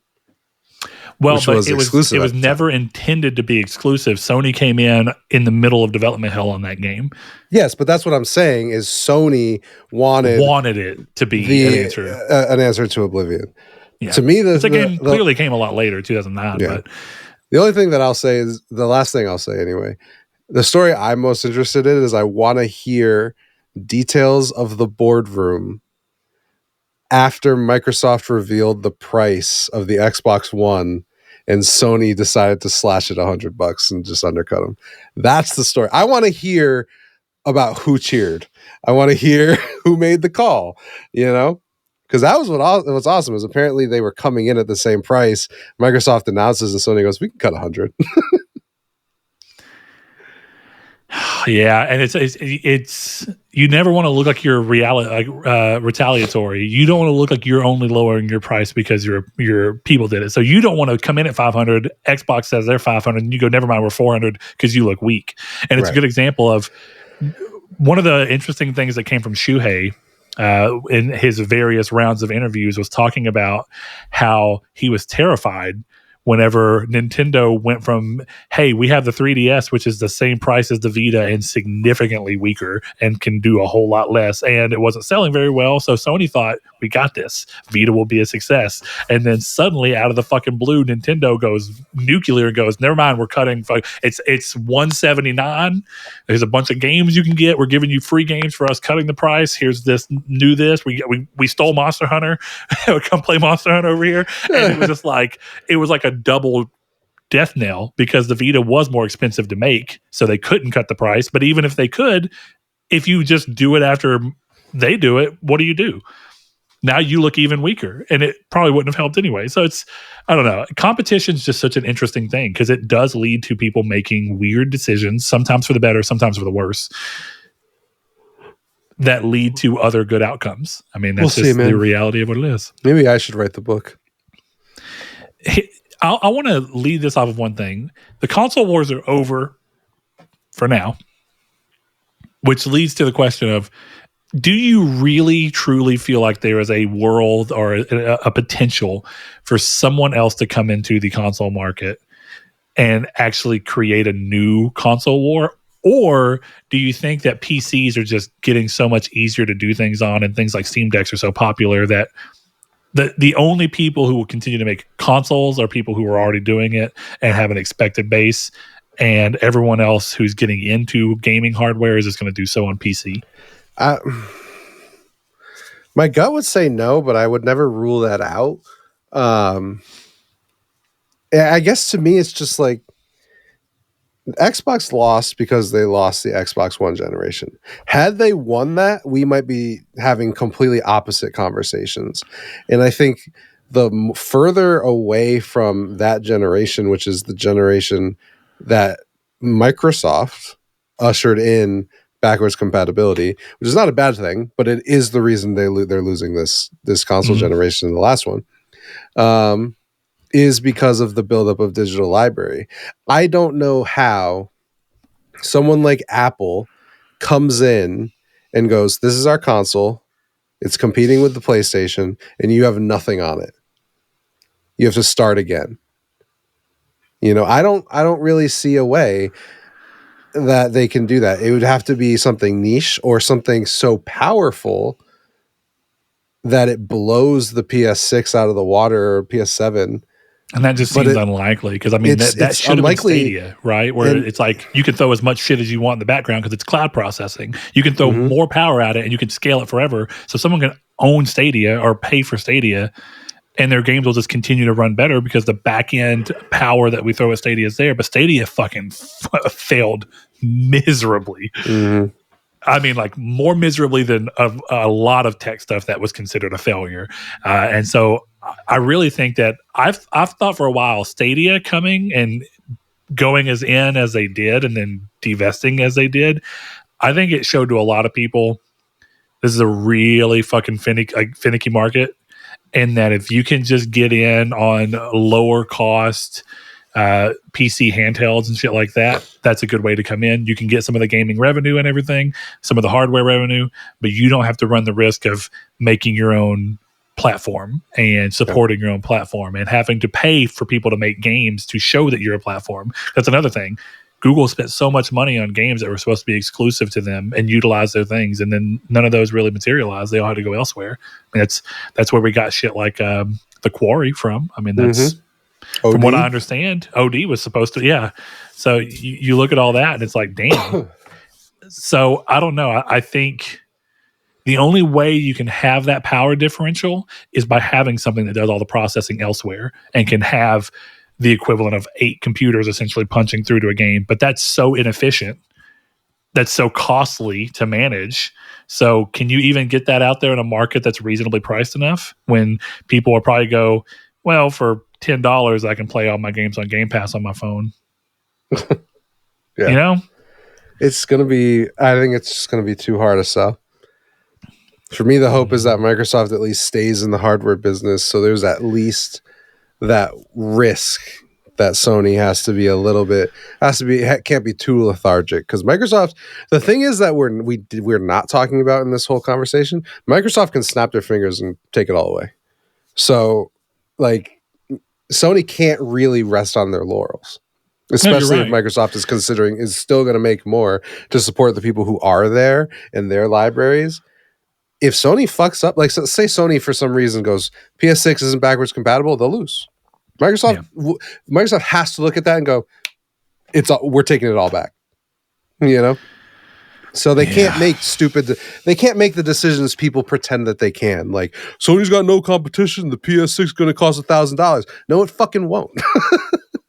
Yeah. Like, you know?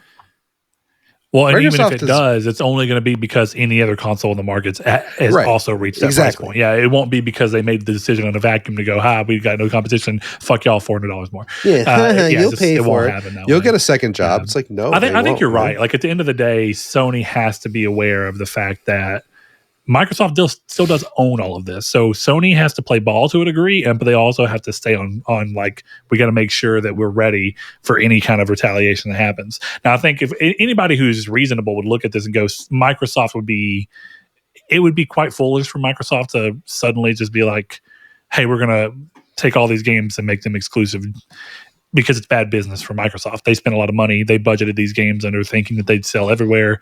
That's a nuclear option, but Microsoft still has it. And if they ever decided to employ it, they could. This is deterrent. As unlikely as it is. It's literally the same thing as a nuke. Yeah, it's exactly that. It's like, hey, you don't fuck with us and we don't fuck with you. Yeah. We can live in harmony, because if you do that, we do this. Which, I guess the same thing Sony could say, listen, which it would hurt Sony, but Sony could be like, on the other side, Sony could say, you better keep playing ball with us or we'll just stop putting your games on our systems. Therefore, less people would buy your games and you won't make as much money. Yeah. But I would say that the scales on that one, Microsoft has more power ultimately. Microsoft has Call of Duty, so it doesn't matter. Yeah. Oh man, it's going to be interesting to see. And we might just see the next Call of Duty hitting the Switch 2 day one. Can you imagine the world in which Call of Duty is on the Switch 2? God Wild damn. times ahead of us. All right, Chris, thanks for joining me, man. It was a good time. Remember, if you guys want to follow us on social media, Chris is over at ChrisFigs_. You can follow the channel and my occasional musings at Triangle SQRD on Twitter. Or, like always, jump into the Discord, which is linked below in the description, whether you're watching on YouTube or listening on podcast services. Hop in there. Join us for day-to-day, moment-to-moment conversations. If you have thoughts about some of the stuff we talked about today, we have a section for you to hop in and talk to us about that. Throw in your ideas, your thoughts, topics you may want us to cover. All of that's there. You can also join in on the weekly question prompts like these people did here, so that you can choose to some degree what we talk about on the show, which we are always, it's a good time to see what people are going to bring to the table, because you never know what's going to come. I was surprised that all the questions were kind of anchored in the past today, outside of the Monster Hunter Wilds one. So pretty interesting to see. But Chris, hope you feel better. Everybody wish Chris happy pneumonia. Happy pneumonia. Lack of pneumonia. Future lack of pneumonia. There you go. Yeah. So, Chris, again, thanks for joining me. And as always, we round the show out by thanking our patrons who went over to patreon.com/Nartech and give as little as $1 per month to support the show.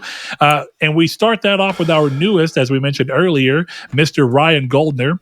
Followed up with Low Rate Nate, Duh Overlord, Spencer, Brandon Edwards, Alex, Barry Rogers, Stingray X, Matt Tubbs, Easton328, Bailey Robertson, Mark Schutz, Rude Days 93, Kevin Bacon Bits, Danny Villalobos, Jehudi MD, No Fate, Josh Ayers, Derek Porter, Matthew Green, and Sean Sanderud. Thanks to each and every one of you. See you next time.